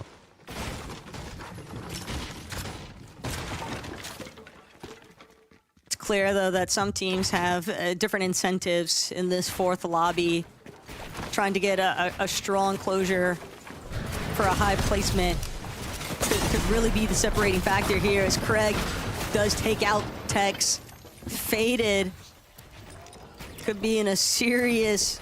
I was going to say it's going to be a bit of a hindrance, but of course it's going to be a problem. He's not even going to be able to get out. He actually gets knocked along the way. Craig and Wed, they're still needing to fight potentially. No, that immediate shift out, but loses his shields entirely, can never afford to keep a wall open too long with these DMRs kind of hovering around. 914 above, even with a teammate down. Quite impressive. As now they want to increase that number. The aggression coming through. You can see this is a trio that needs a big match, and they're going to do what they can to get it.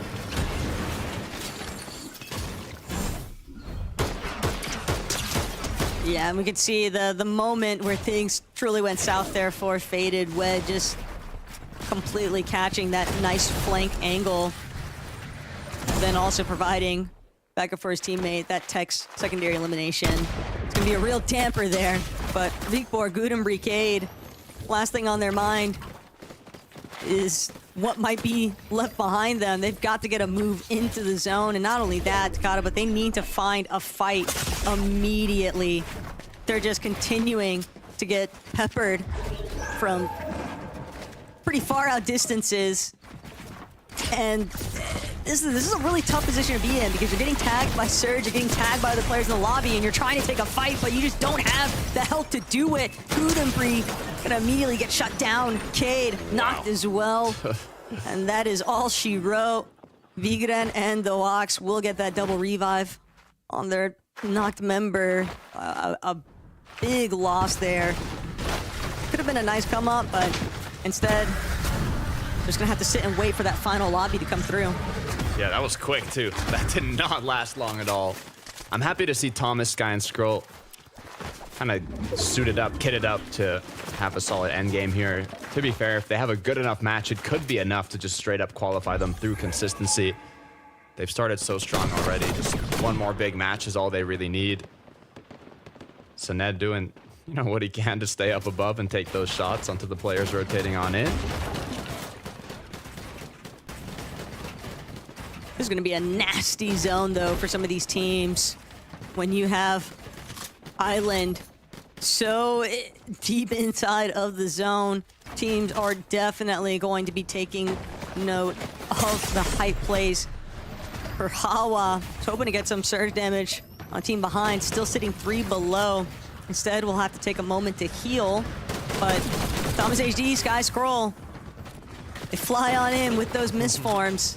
And the opportunity now being lost for Prahala, Kaisers, and Maciak. They're trying to shift, look at different angle, see if they can find another unsuspecting team. 33, still 1 below. There we go. 2 more to settle it, and it's Trulex that's fallen. Prahala, Kaisers, Maciak, they want it, but they can't afford to get caught in the lobby congestion. Oh, no, I don't like the look of this. A potential trio that's going to fight Thomas if they need Surge, and now Kaiser's up above, ready to kind of take those shots down below. I don't like the look for any of the trios on this side of the zone now that they also have to rotate along kind of the east side here. Kaiser's Brawlhalla have to kind of plan their rotate. They could rotate behind these players. Some maybe even Have to be careful from that island. Luckily enough, we know that there's nobody up there currently. Shark, Blaha, Comeback. We've been waiting for a big match. Will this be the one? 446 above. They don't have those early game eliminations, but their eyes are on the final parts of this match. Blaha and Comeback are just trying to establish a position that will allow Shark to do what he does best, and that is just get fraggy. But first, gonna have to try and settle the score here. Pablo, Fredoxy, Chino, they are sick of being left out of that top-end discussion here today. First 3 lobbies, clearly not going the way they had originally intended. Just 1 or 2 things completely sending their game plan south. And a lot of it having to do, too, with some of these zones being very difficult for them to actually traverse through. But for Hala, Kaiser's, Maziak immediately lobby focused the moment that they tried to shift where they were left standing.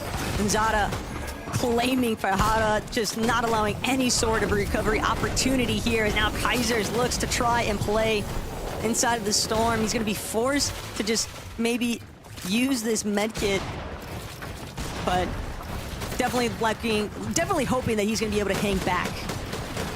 Yeah, this is not the opens. This is not the play-ins. When you're at the group stage, you're up against the best of the region. They're not going to be missing their shots. So you have to be extra cautious when flying down from above and choosing your rotates, picking your paths. As Kaisers is just doing what he can to stay up, but it's a matter of time at this point. He has some med kits, a bit of minis, but to fully clutch this one out, 182 below. Thomas Sky Scroll just applying pressure non-stop. It's going to be a tough one. The only saving grace there really being that Thomas Sky and Scroll recognize we want to be able to continue boxing up in favorable positions. Team on height, very peak of that mountaintop though, Craig. They've got a solid position. True Legs, double revive effective from Skvi and Teeny earlier on, but so much lobby focus on that rotate. They go right into the heart of zone and everybody just picking them apart for it. Teeny, the only one left, just trying to build all around them, but he's just got 3 shield potions, Takata, and so many players surrounding him. A lot of weight on Teeny's shoulders for this second to last match. I mean, they're in 6th place right now, so they're in qualifying range, but anything can change in these last matches, so hopefully he's going to be able to clutch it up. Kaisers goes down. We saw the difficulty that he had moving forward from that zone. Thomas Sky Scroll making good use of the mist form to get on in. They have more than enough damage, materials, almost everything they need. They just do not want to get cracked here. They don't want to get lobby focused, and those extra mats are going to be worth it. Not sold on how many heals they actually had, though. Even if you got damage, if you don't have HP working your way back up, these mountainous zones are going to be so problematic. Everyone having to expend so much material. Some players looking to try and tag along from the backside of zone. Franek, Dinas, Giras from the low ground. Haven't encountered anybody else just yet, but wave above, Rax, Zangi, Belusi starting to establish some priority positioning. Craig, Wed, and Klitschko, they've already got control of it, though. And this lobby might just fall into their hands if nobody's able to contest them. Zone is pulling back. Island is going to be inside of this zone that pulls back. As Gyros doing what they can to stay ahead. They were blessed with a perfect zone. And it looks like Revsguard's going to be the trio that's trying to contest this low ground. Still 15 trios up. This is just the start of the end game. But Comeback already in issues. Comeback drops immediately. Shark, Blaha there to play supportive measures. But this is now time. They're going to have to sit and wait for Comeback to heal up. They might get caught in a little bit of the congestion on their next move out. Pablo for Chino. Big refresh there. Taking down Azat. Throwing the bodies back into their space claimed. Big refresh, though, for a leading trio as far as firepower goes, but they need to keep things rolling. Rennick continuing down below, but have yet to fight another full tree on the low ground, just trying to apply pressure from the side. Blaha is going to get fully cracked. He has to be careful here as the zone is pulling further and further. They recuperate their charges on the dashes as Pablo, Fred, and Chino are doing what they can, even if it takes building on into zone. Are they going to look back up?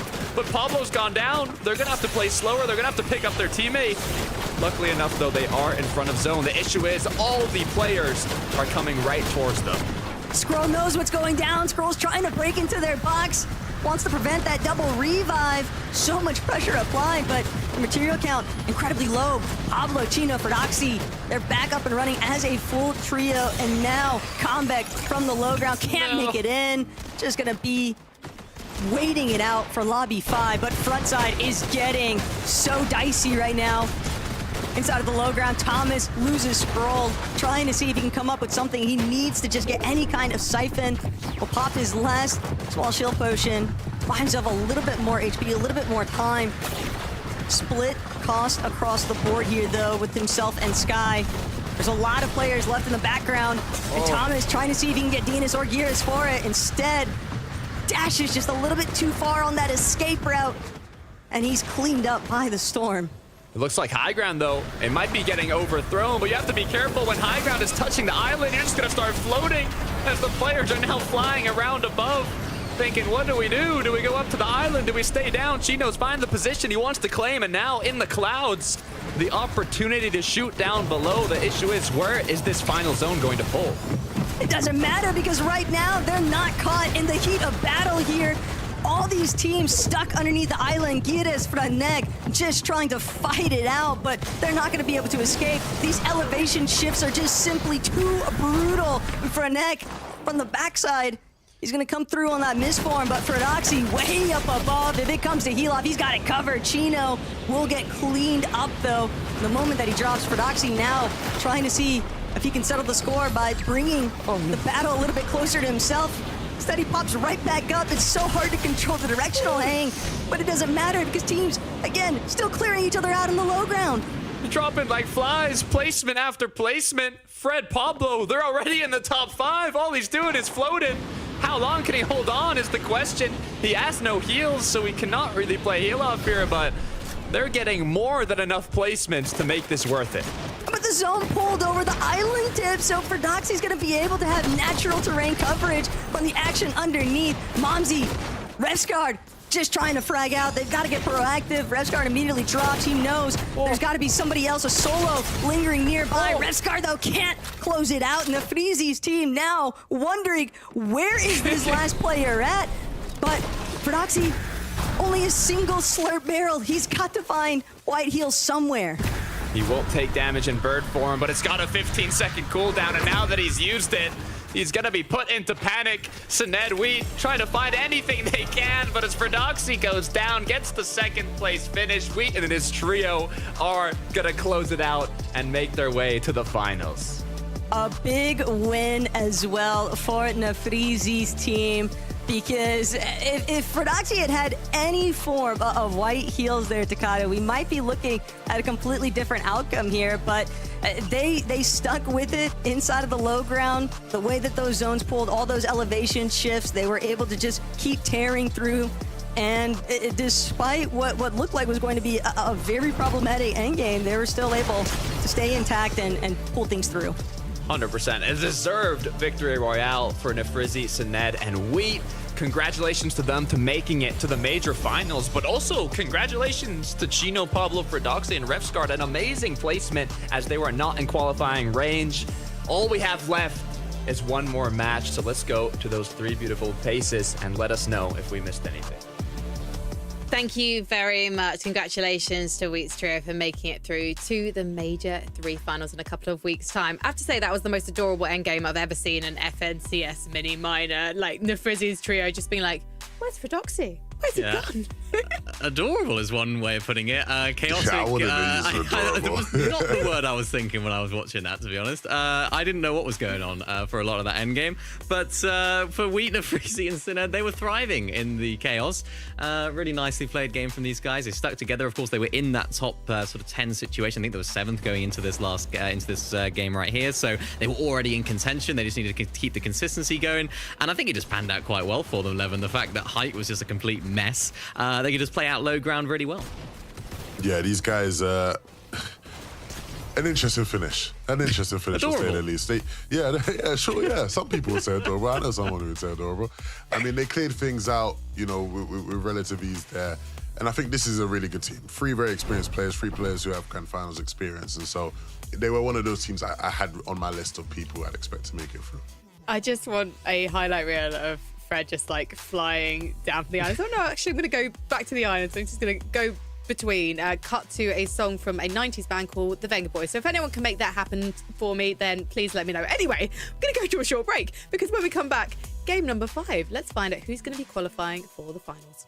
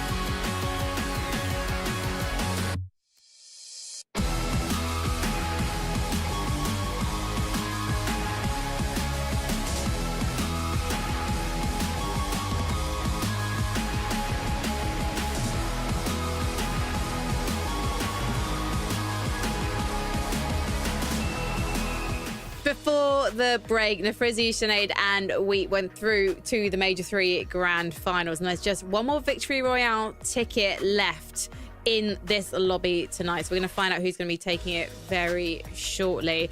That was a very interesting endgame. We did discuss it before the break, but it mostly consisted of chaos on the low ground, and then Fredoxy trying to work out if he had enough heals to get him through to the win 11. That's a way to put it. The way I'd put it is, Fredoxy was getting rage baited by the lobby. Like, the zone is just not pulling to the island for like a whole minute, it felt like. And he's just there gliding. And it's like one of those zones, Mini, where, you know, if you're up there on the island, you're thinking, yes, I'm on the island, I get all this cover.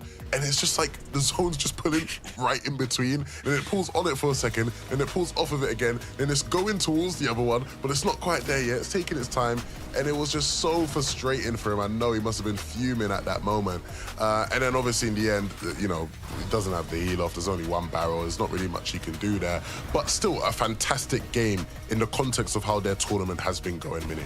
Yeah, super, super impressive for these guys. Of course, they haven't really been doing that great. They're outside of that top 10 in that going into that last game. And I think the fact that Wheat, Nefreezy, and Syned actually won the game has actually benefited Fredoxy and co, because, of course, they were just outside. Now a team that was inside of that consistency qual has now already qualified through the win. So now it just bumps them up even more. You can see them there in 7th place. Really nice position for them to find themselves in. Of course, not done and dusted yet. And I think a lot of people, myself included, were expecting them to come out with a win today. But it really doesn't matter how they make it as long as they do.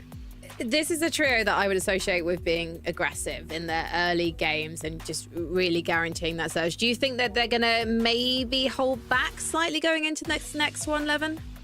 Well, you know what? It's funny you say that, because I'd agree that they are a team that's super aggressive. But I feel like at times today they have been holding back a bit more than maybe I'd expect. There's been a couple moments where I thought maybe if they hadn't been a bit more aggressive, you know, it could have benefited them. So we'll see what they pull out in this last game. Minnie's talking about them needing a win. Hey, one more game, they can still do it. They could still do it. And you know who else could do it? Refsgaard. We talked about him earlier today and was saying, you know what, he needed to have a strong game to get into the top 10. He's had a strong couple of games now, and he's been looking individually on form, Mini. Yeah, he has. This is a really nice game for these guys, a game that they needed as well, boost them into that sort of top 5 contention. So really, really important. But I think what the most important thing for them now is going to be this next off-spawn battle. They've been on a little bit of a nice run here, Levin, but now it all comes down to this. Are they going to be contested? What's it going to look like? I'd imagine they will be, but it's all about that battle. If they can win it and then have a decent enough end game, they should be in that top 5.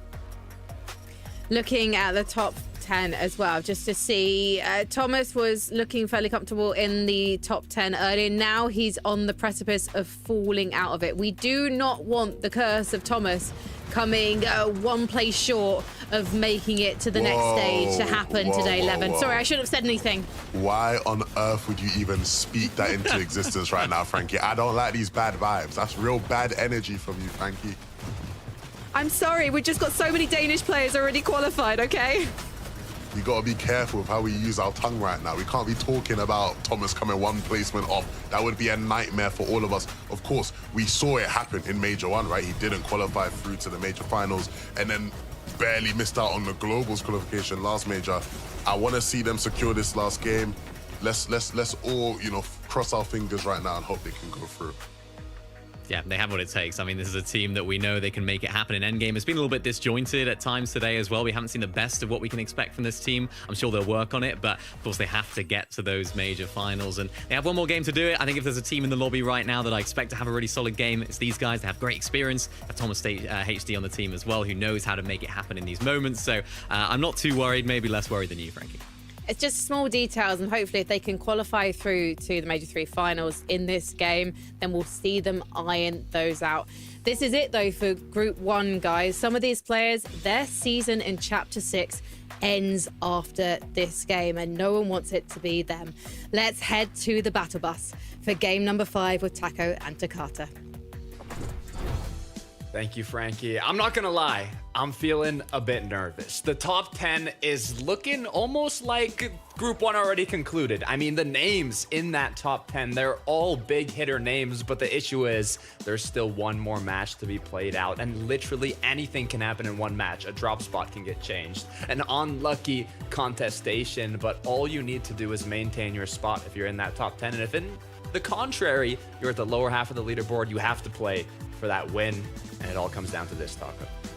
This is the final moment. Players do not want to leave it up to that last chance qualifier to try and find that seat on the battle bus, because as we all know, Major 3 Grand Finals, Takata, that is the last opportunity to seal your fate at the Global Championship. So our final match of the day here for Group 1 underway. We have our leaders from the play-ins for Doxy, Pablo, Chino in the top 7.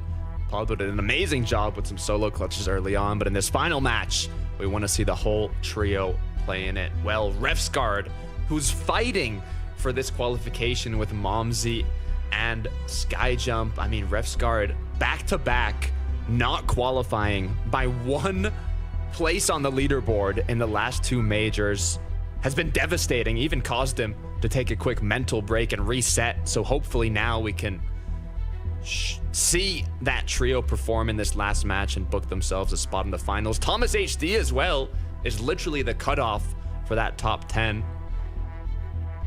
It's getting stressful. Stressful for these teams just trying to fly into Utopia. They're already getting lit up by other members of the lobby. I got to land a little bit sooner. Hizix, having taken that early damage, it's gonna force him to play back for a moment, even if he has a weapon.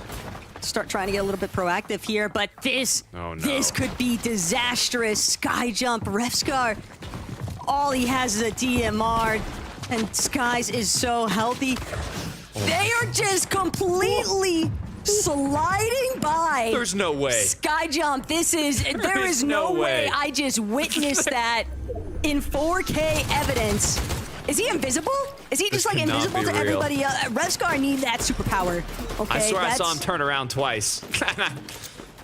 Oh, this is devastating for Refscar, Momsy, and Skyjump. The back-to-back one placements off qualifying, and now in the final match of the day after having won most of the previous early games.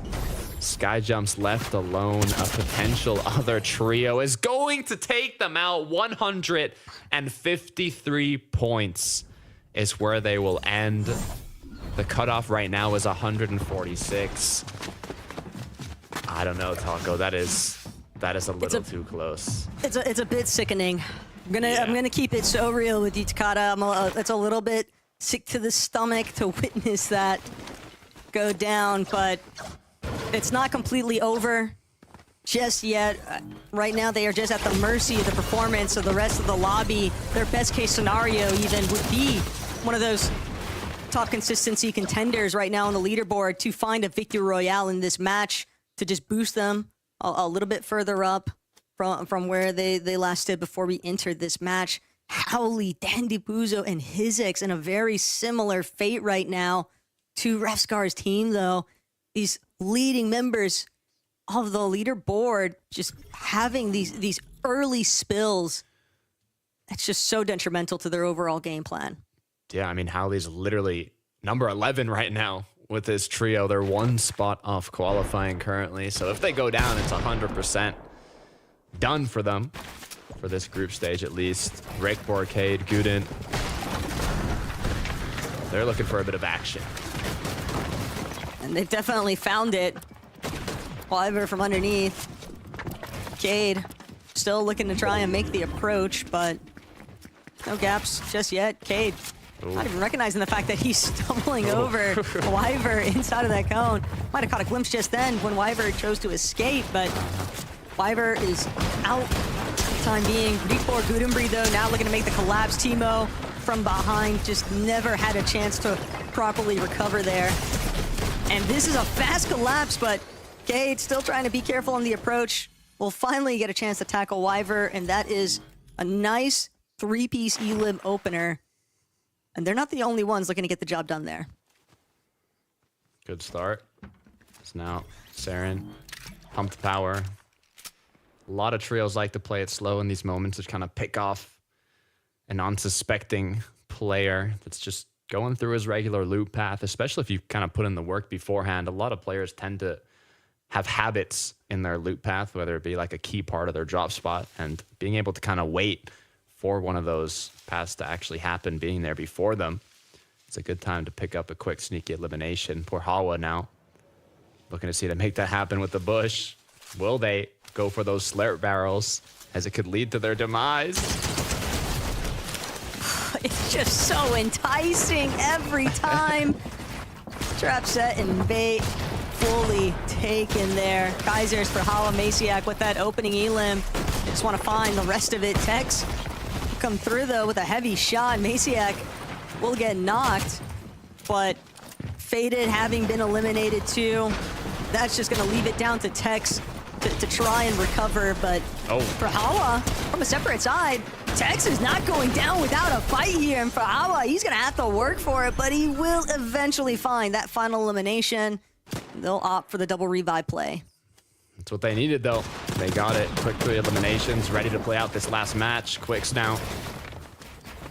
Not looking the best in terms of points, but all it takes is one win. That's what you love about these group stage formats. Even if you had a terrible initial start of the tournament, you could literally make it all up in the last match by winning the game.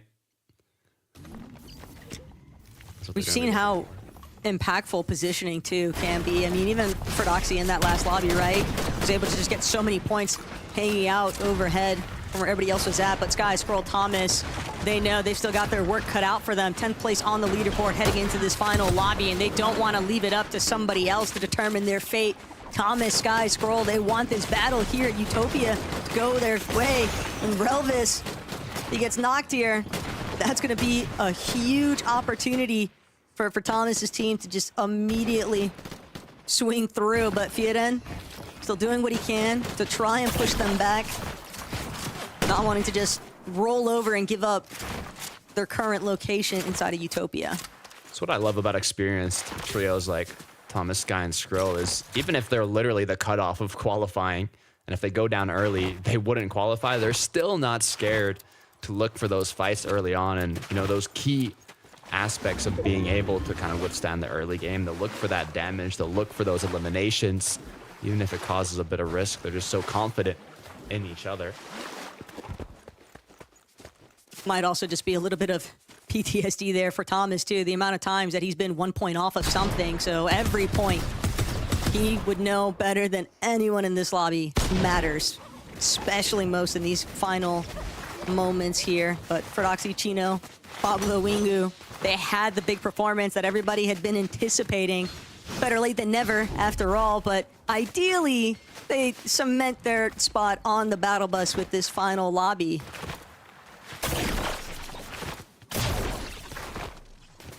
Crazy how much pistol damage Ferdoxy has. I wonder why that is compared to all the other players. He's so good with those kill switch revolvers. It's nasty. He's got like so many clips too. It's definitely fun to watch, but he has a great understanding, I think, of the range as well as just a strong aimer.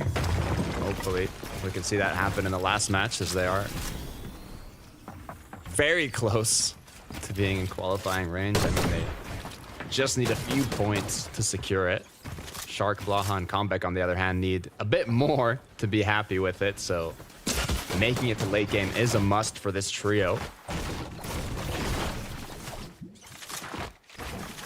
This is a pretty crazy look by Pump Power, though, and this is also just the direct result of Wheaton, Afrizia, and Sened qualling from their win in the last lobby. So many other teams now looking to see if they can repeat that success from this location, but we've been rolling around looking for those third parties, and Shark had no chance to try and close that wall off. Now it's down to Comeback and Blaha, but they don't want to fight. You lose your primary fragger, you immediately try to disengage. Blaha might not be able to follow suit, though. Owl just trying to cut him off in the process, and Blaha will be forced to box. Take a moment here. Snozy low enough, though, that Blaha will manage to at least create a little bit of space here, but look who's rolling up to this area now. Pablo, Wingu, and Ferdoxy's team. Blaha and Comic won't have any other choice but to bail as deep into zone or storm as they can. Yeah, it's a good disengagement from Blaha and Comeback. Even though they were able to get a good amount of damage disengaging, they still chose to keep running. They want to play it extra safe here. Bring Shark back into the game. Blaha's gonna have to pick up his teammate now. No whites, but I think there is a vending here, so yeah, they will be able to hopefully heal up a little bit, not get a med kit. Look at the other duo, though, close by, or is it even a full trio? Think about how much time has been spent now for Blaha and Comeback throughout the course of this whole process. Even with Blaha finding this revive onto Comebacks, if they look to play for the reboot with Shark, it's all going to be them having to focus on just putting those folks back into a steady position. And Klitschko's trio, they might not even allow that opportunity. Comeback, Blaha immediately looking to separate. They could tell there's no way that they can go back now. But Wed, Craig, Klitschko, they might just choose to trail them. Stop the play. We can see how they were able to kickstart this with the quick E-limp. As Rax, Belusi, and Zangi don't want to take any risks at 135 points currently. It's difficult when you're in that position, when you're like barely outside of qualifying range and you know all you have to do is make it to the late game and pick up a few eliminations. Oof, so much potential for danger in this last zone with where it's pulling towards. Easily, but Rax, Belusi, and Zangi seem like they've got some kind of plan figured out here. They're just going to choose to wrap all the way around Outlaw Oasis, kind of using this natural mountain coverage. Makes sense. Don't want to get lit up by teams that are already in those elevated positions inside of the actual zone.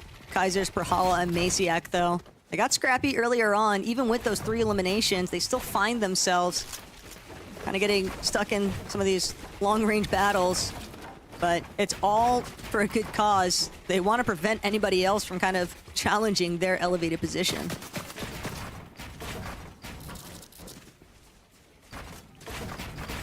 Yeah, looks like it's going to be a little slow from here on out. You can see 65 players left. At this point, a lot of the ones that really needed something big at the start of the game have kind of risked it to play aggressive, and either they got those picks or it didn't quite go their way. Storm Surge isn't going to hit as hard as it has in all the previous matches.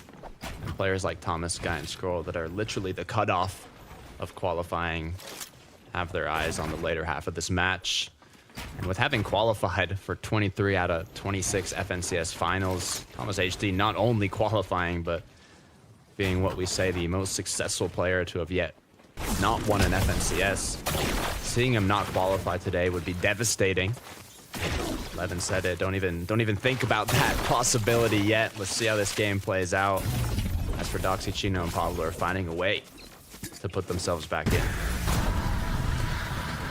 For Doxy, Chino, and Pablo, already know that sure we can try to run this one down, but it's also registered for them that a siphon could be a great way.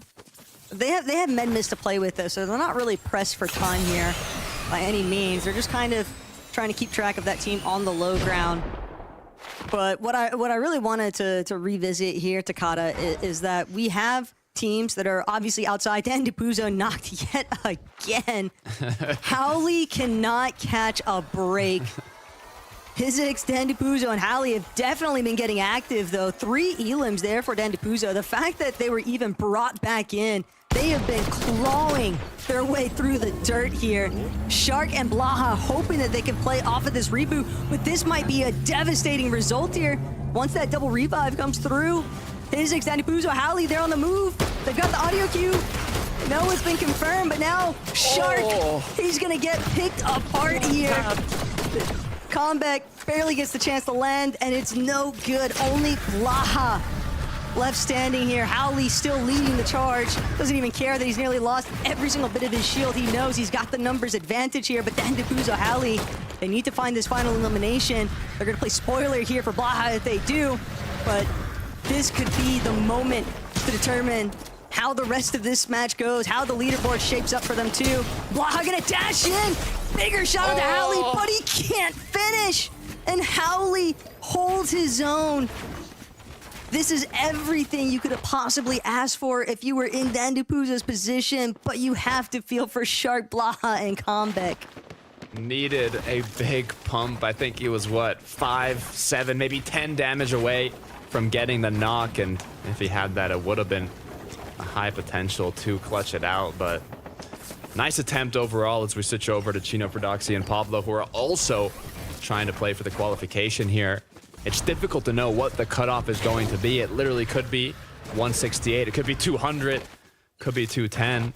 It really depends on who performs in this last match, who qualifies through that victory royale, but what you have to have on your mind is just perform the best you possibly can, and whatever happens, happens. But for these teams that are kind of two things, Takata, like the teams that are just outside of that top 5 consistency on the leaderboard, and then also the teams that know they have zero chance of getting into that position on the leaderboard. They've got to just play for the win. What do you think would be the biggest determining factor, just from what we've seen here today, for one of those teams to try and get that final hour victory royale? It's take risks. A lot of those risks, you know, you don't want to take when you're playing for consistency, because obviously it increases your odds of getting eliminated early on. But if you want the win and you want your odds to be higher for that win, you need to have mobility. You need the mist form. You need as many dashes as possible. You need a good amount of materials, a good amount of loot. And for that, you might have to take fights. You might have to go for those eliminations and not just, you know, do a bit of damage here and there. And being able to not only take those risks, but come out on top, have a good amount of loot, and set yourself up in the later half of that mid game to then take the risk once again playing for high ground. It's not easy, but it's what you have to do. Taking a shot on yourself. But when it matters most, all these players know, especially if you want to be a contender in that grand finals lobby, you just have to find it, dig deep. But for right now, Trulex, Teeny, Sveen, they've had a very consistent day. And I think that that's really all they're looking to replicate at this point, Takada. Just spraying teams, making their approach from the back of this edge of zone, doing a lot of good work even at holding some of these teams. I'm sure their surge has got to be looking healthy, and I know one thing that kind of dragged on them in that last lobby was they were having some issues with Jez being barely above that surge threshold. So it forced them to maybe play inside of the low ground for probably a little bit longer than they were hoping for. But I do think it's interesting that today we have seen wins being forged both from low and high ground. Yeah, well, luckily enough for this last match, they shouldn't have much to worry about with the zone pull that they just got. Dead center in an elevated position. Now they'll have more than enough option to these players around them. Rotating on in. Kovacs, on the other hand, 93 points. It's going to need to be a big one. Maybe a second place with enough eliminations, but you know they kind of have to go all or nothing here. You still got to build those points off the eliminations. Still got to deal with teams boxed in those elevated positions too. It's not going to be easy to move through this landscape. And sure enough, Kovacs already eating a handful of tags there. Force the pause, use up one of those shield potions. They do at least have those dash sprite charges to work with. So that could definitely help them cut towards the front side, but it looks like their intentions are definitely to try and stick to low. If you're Skyscroll and Thomas, I'd be feeling pretty good right now. You just cannot make any grave mistakes. And with the experience this trio has, I'm not really too worried about it, to be fair. Play it by the book here. They don't even need a win. They just need to get a decent placement in this final match, and hopefully none of the trios that are kind of way down below make that risky play that we were talking about previously onto Thomas, Sky, and Scroll. Just interesting to see all the different points of elevation that some of these teams are kind of getting stuck inside of. Howley looking to wrap around this mountain face. He only has one charge left though in the mist form. Takada losing that mobility. If they're not able to find a dash right or some other form of movement, things could get very problematic. And considering how far they've come after that start, Takada, it is incredible. Surely they've got to have a little bit of momentum working in their favor. Surely, right? As I might have spoke too soon, Thomas was cracked, but doesn't seem to be too much of an issue so far. It's almost okay for them to use a bit of extra mobility when they get kind of an unfortunate zone pull like this one. Literally opposite side of the map from where they were based up, so even if they use a lot of the mobility, their goal doesn't necessarily have to be to win this game. It's use all their materials, use all their heals, and get as far as they can with that. You want to talk about materials? Howley, his extended Puzo, they are suffering currently. They're going to run smack dab into another team, also dealing with firepower. Shots coming out of Perhawa across the water here. Howley, his extended Puzo, though. They've just got to close in on these eliminations. They need the refreshes desperately. They're also below on the damage threshold. Big connection, though, out of Howley. There's going to be a slight difference maker here. 12 above now, so at least won't have to deal with the surge ticks between himself and Dandapuzo. But losing Hizix, now a duo, and they still need a strong finish here if they want to find themselves confirmed. But it's just all falling apart. Dandapuzo now trying to break through this last line of defense into the edge of zone, but hardly any material to work with, breaking over the water. He's having to expend so much of his mats already, and he just can't get inside. Craig immediately forcing them back, and that might just be the end of their run here. Yeah, getting tagged by without having shield, it kind of shows that white tag to your opponent saying, you know what, come fight me. I have no shield right now. You probably have the advantage. And that's exactly what ended up happening. Thomas, though, was able to pick up quick elimination. 155, so they're still probably now even below that cutoff potentially with these other players that have been securing a good amount of eliminations. But this is where the pressure's on. This is where all these trios have to make it count for Hawa. Gonna have to recuperate a bit of that shield, but still looking healthy enough. But they've been sticking to that low ground. Surely, probably gonna also try and take notice of a team if they do look to base up on height. Maybe look for a later height take, but I want to talk about height. It's all Sky, Scroll, and Thomas HD. They are investing so much material, and for good reason. Very favorable zone pool for right now. It's gonna give them a good leverage on the rest of this lobby. Teeny with that medallion though, dashing through, goes by pretty much unnoticed here. And frontside low is now gonna be Speed, Trulex, but Chino, Prodoxy, Pablo, they might have something to say. Unfortunately, they gotta deal with the rest of the lobby first. This is not a lobby you want to deal with. 274 above is the good news, though, so they don't have to aggressively look for tags. But if the opportunity presents itself, why not capitalize on it? Issue is, like you mentioned, Taco, 7 builds. Depending on where this zone pulls, they might have to kind of make that risky play, but this is not a position where you want to take risks. Getting ahead quickly here and having your opponents rotate towards you would be ideal. They're at least getting some good tags. They can tell that there's definitely some issues brewing for those teams a little bit further east from where they were at, but Sky, Scroll, Thomas stuck inside secondary height for right now, certainly seeming to have intentions to go back to their height control, but until then, Mithrofan, Chuck, Azat, they'll be the ones looking to spray down. And Pablo Chino still inside of the low, but under so much rest. Hottie just runs smack dab into Pablo Wingo's shotgun, though. That is a big pickup here for Prodoxy and Chino. The refresh they all needed. Massive pump, putting them back in the game now. Able to recuperate those dashes, able to heal themselves back up. All they have to do is continue playing ahead. 189 points. Where will the cutoff end? Is now up above. High ground continuing to be uncontested. Kaiser's doing what he can to push themselves up that leaderboard. 177 might not be enough. They still have to get the job done.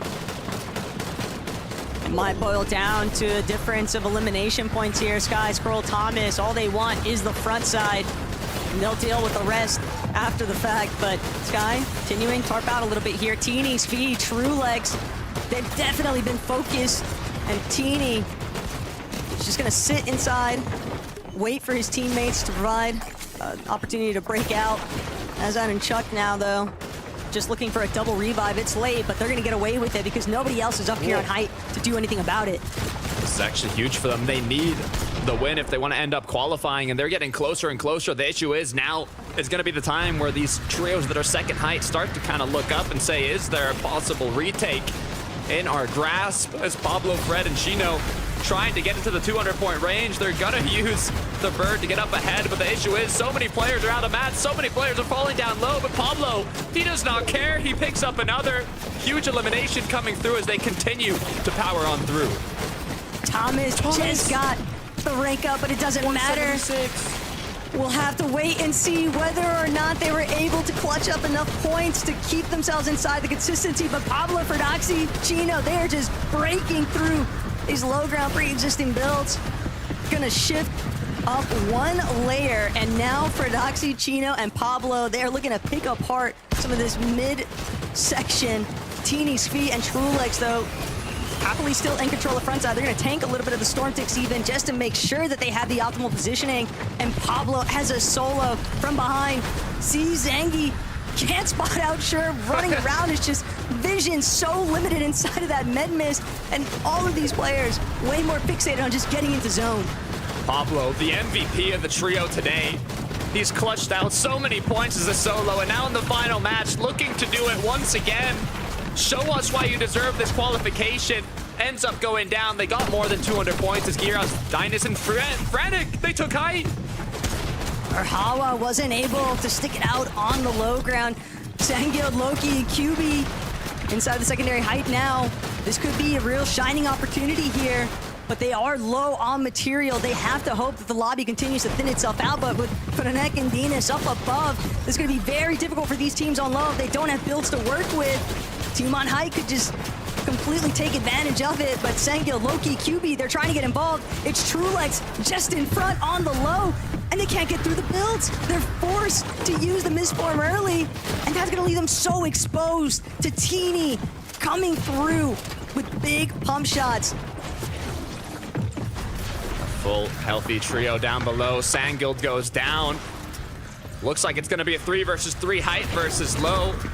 As Frenek, Giras, and Dynus, they go down. Dynus with a big elimination now. All that's left is the full trio. Teeny gets cracked. One more shot needed to connect. Don't miss, he gets it now. The 2 versus 1.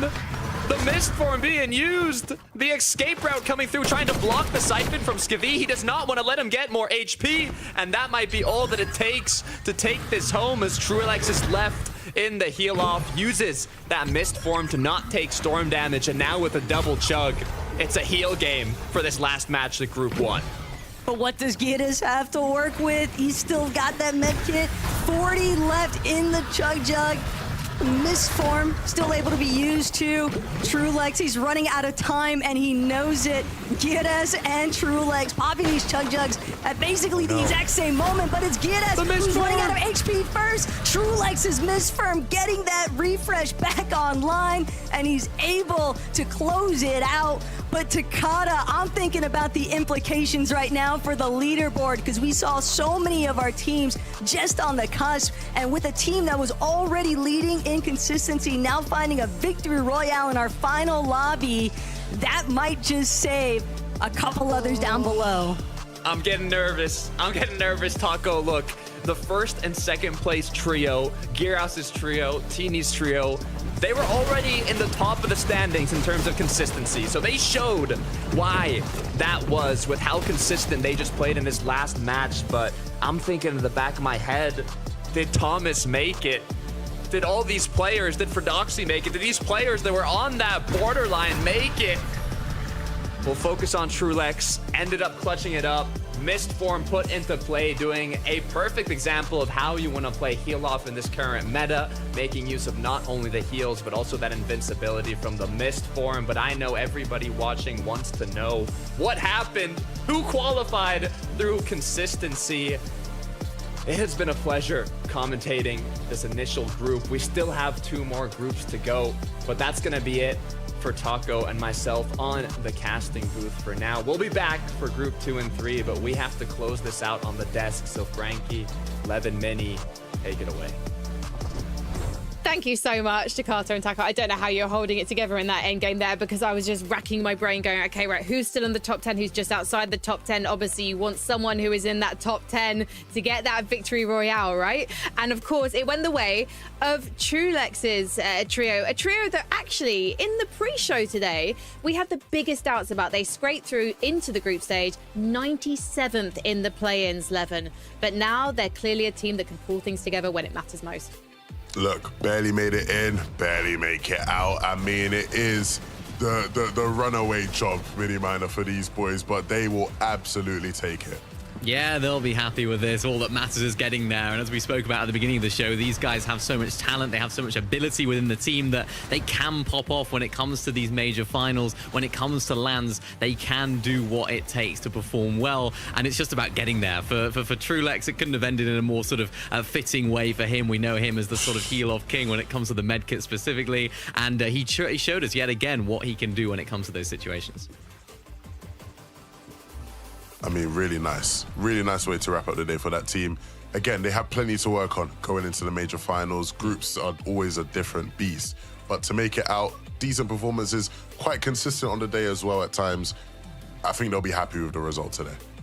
Let's take a look at the 5 teams who did book themselves a spot in the Major 3 finals via a victory royale. Obviously, we've just seen our 5th team to win, Trilux, Teeny, and Scree. But if you cast your minds back to the beginning of the show, Vanya, Marius, and Pixie, it was just a textbook classic game from those guys, Levin. Yeah, really, really well played. Honestly, I almost forgot they played in this lobby, man. They did it so quickly. They were in and out, and now we're probably just not even going to have a chance to watch them play or do anything now until grand finals. But it's fine. They're going to be a major force. They are reigning champs for a reason. Yeah, for sure. We know exactly what to expect from them, Minnie. That's the thing. But Vidil, Cringe, and Volko, we were not so sure going into this one, given Vidil's shock departure from Savage and Reason last season. Yeah, I was going to say, really impressed with how these guys played actually today. You know, we had a few questions going into it. I know I had a few questions about how they were going to play, how they were going to approach the games, and they seemed to be really, really comfortable down there on low ground, finding eliminations, finding frags. Looked like a solid, proper team. So really excited to see what these guys can do come the Major Finals. It's also really exciting to see this format reward some of those teams who just like find that kind of lightning bolt that they need in game. So Hyper, Ghost, and Jewel, they took our 3rd game of the day. And yes, Levin, you say that this is a team of players who've been playing a long time, but they don't necessarily have that much major finals experience. And now we're going to get to see what they can do in a fully stacked lobby in a couple of weeks' time. However, who else is going to be joining them there? We're ready to take a look at our consistency leaderboard and find out the other 5 trios to qualify. For Doxy, Pablo, and Go and Tino, they just managed to pull things off in the end because it actually looked kind of tough for them. Gyrus, Frenek, Dinas, we're expecting that consistency. But if you cast your eyes down to the 5th place, Loki, Sangild, and Raw just about managed to clutch it mini minor, and it means that there are some big names missing out. Yeah, there's one big name missing out. It's Thomas HC, man. It's Thomas HC not quite making it happen. I mean, you look at a leaderboard like that, and you usually look at the top. You're like, oh, who's on the... I was looking right at the bottom. I was looking at that 5th place spot. Was it going to contain Thomas, Sky, and Scroll? It doesn't. They're going to have to do it through the last chance qualifier. Not ideal situation for them. So, yeah, really unfortunate. Levin, you can take a look at their games, though. You can see what they need to work on, and there is the last chance qualifier coming up in a couple of weeks. So that's something we fully expect them to do well in, although there are going to definitely be some big names that they're up against for those last 3 spots. Yeah, I mean, this team is more than good enough to be in the major finals. You know, it's a tough situation for them. They absolutely should be there. Bit unlucky on the day, and then you know it happens. But I have no doubts there'll be a team that really pushes in that last chance qualifier. It's just really unfortunate that it's 11th. It's just one place again. But let's move on and just talk a bit more about the teams that have made it today as well.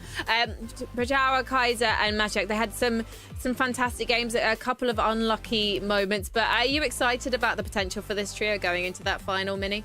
Yeah, super excited. They had a couple of wobbles during this tournament, but they made it count there in that last game. So, you know, they're a team that can clutch up. Seemingly, they have the potential for it. So, intrigued as to what those guys can do when it comes to the major finals as well. And we mentioned Gyrus' trio with Frenak and Dinas. We were expecting those guys to do well, given that these guys have got so much experience of doing well in the group stage, consistency-wise. Are they a trio, though, that you can see wielding the blade of champions at the end of Major 311? Not right now. Not right now. But look, these guys are in a good spot. I feel like they are sort of what Gyrus has been for a couple of years now. They're sort of the furniture of the lobby. You know what you're going to get out of them. They're a top team who will make it to major finals consistently. It's just about, you know, the right things working themselves out in a season and maybe give them that push to qualify for the global championships. I think that's the goal for them.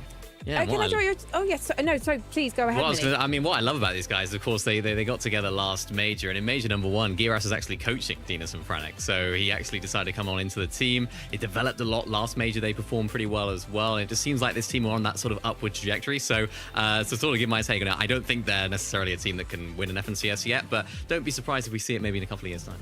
I'm sure we'll talk about it when we come to the finals, but also Rax, Belusi, and Zangi. I didn't know that this was a trio that existed prior to the play-ins. I was interviewing Yanis, who Rax had been practicing with and playing performance evaluations with, and suddenly he's playing with Noah Riley again, who he played with in Major 1, and GRACIAS with this trio. So it's brilliant to see them doing so well. I'm going to go off and do a bit of nerdy research and find out more about how this trio has come together and done it so quickly. But in the meantime, I want you guys in the chat and watching around the world to let us know your predictions. Reach out. Who do you think is going to be seeing all of our qualified teams in the Major 3 finals? We have groups 2 and 3 coming up next weekend. And of course, tonight, we've got the North American action. Yes, Zeke will be geeking with the gang. So please do keep it locked here. They'll be here in a net for a couple of hours. Levin and Minnie, thank you very much for being brilliant. And thank you for putting up with me. That's not just to those guys, that's to you as well. We'll see you later, but stick around, as I said, for North America. See you on the battle bus. Sound that horn.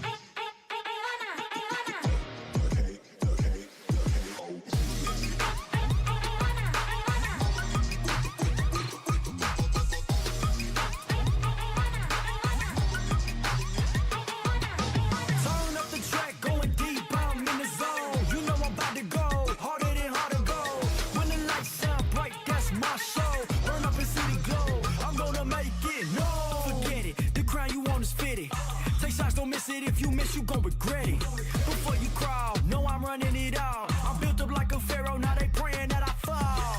Through shadows, been burning through these battles. No weakness in my body, need to know you better ask somebody.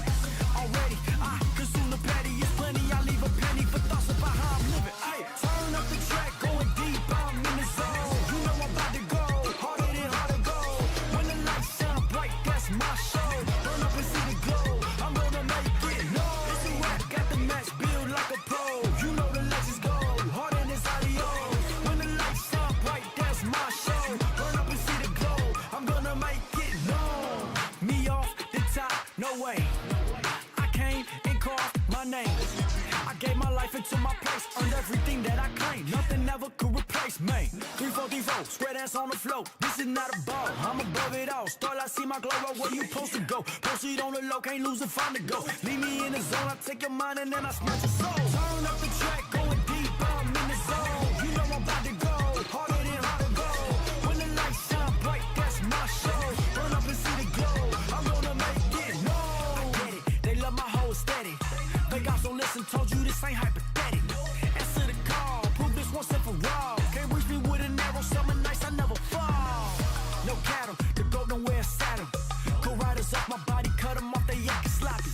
Already, I consume the petty. The vision's 2020,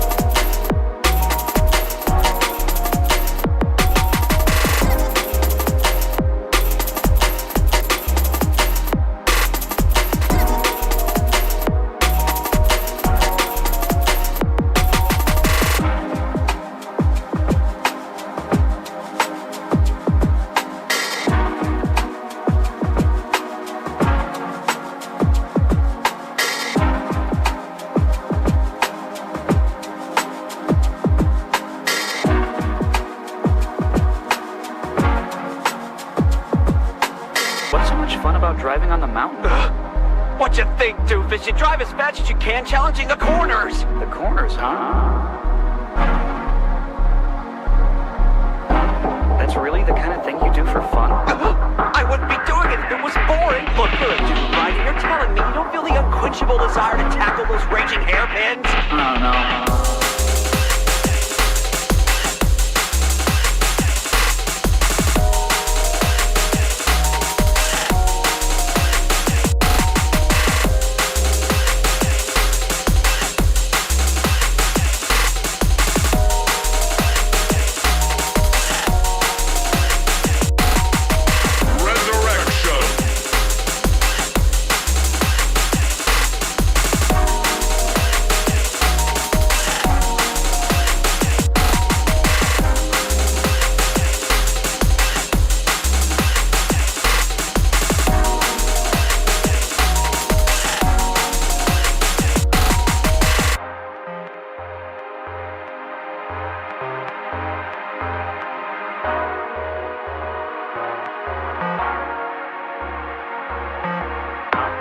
That's really the kind of thing you do for fun?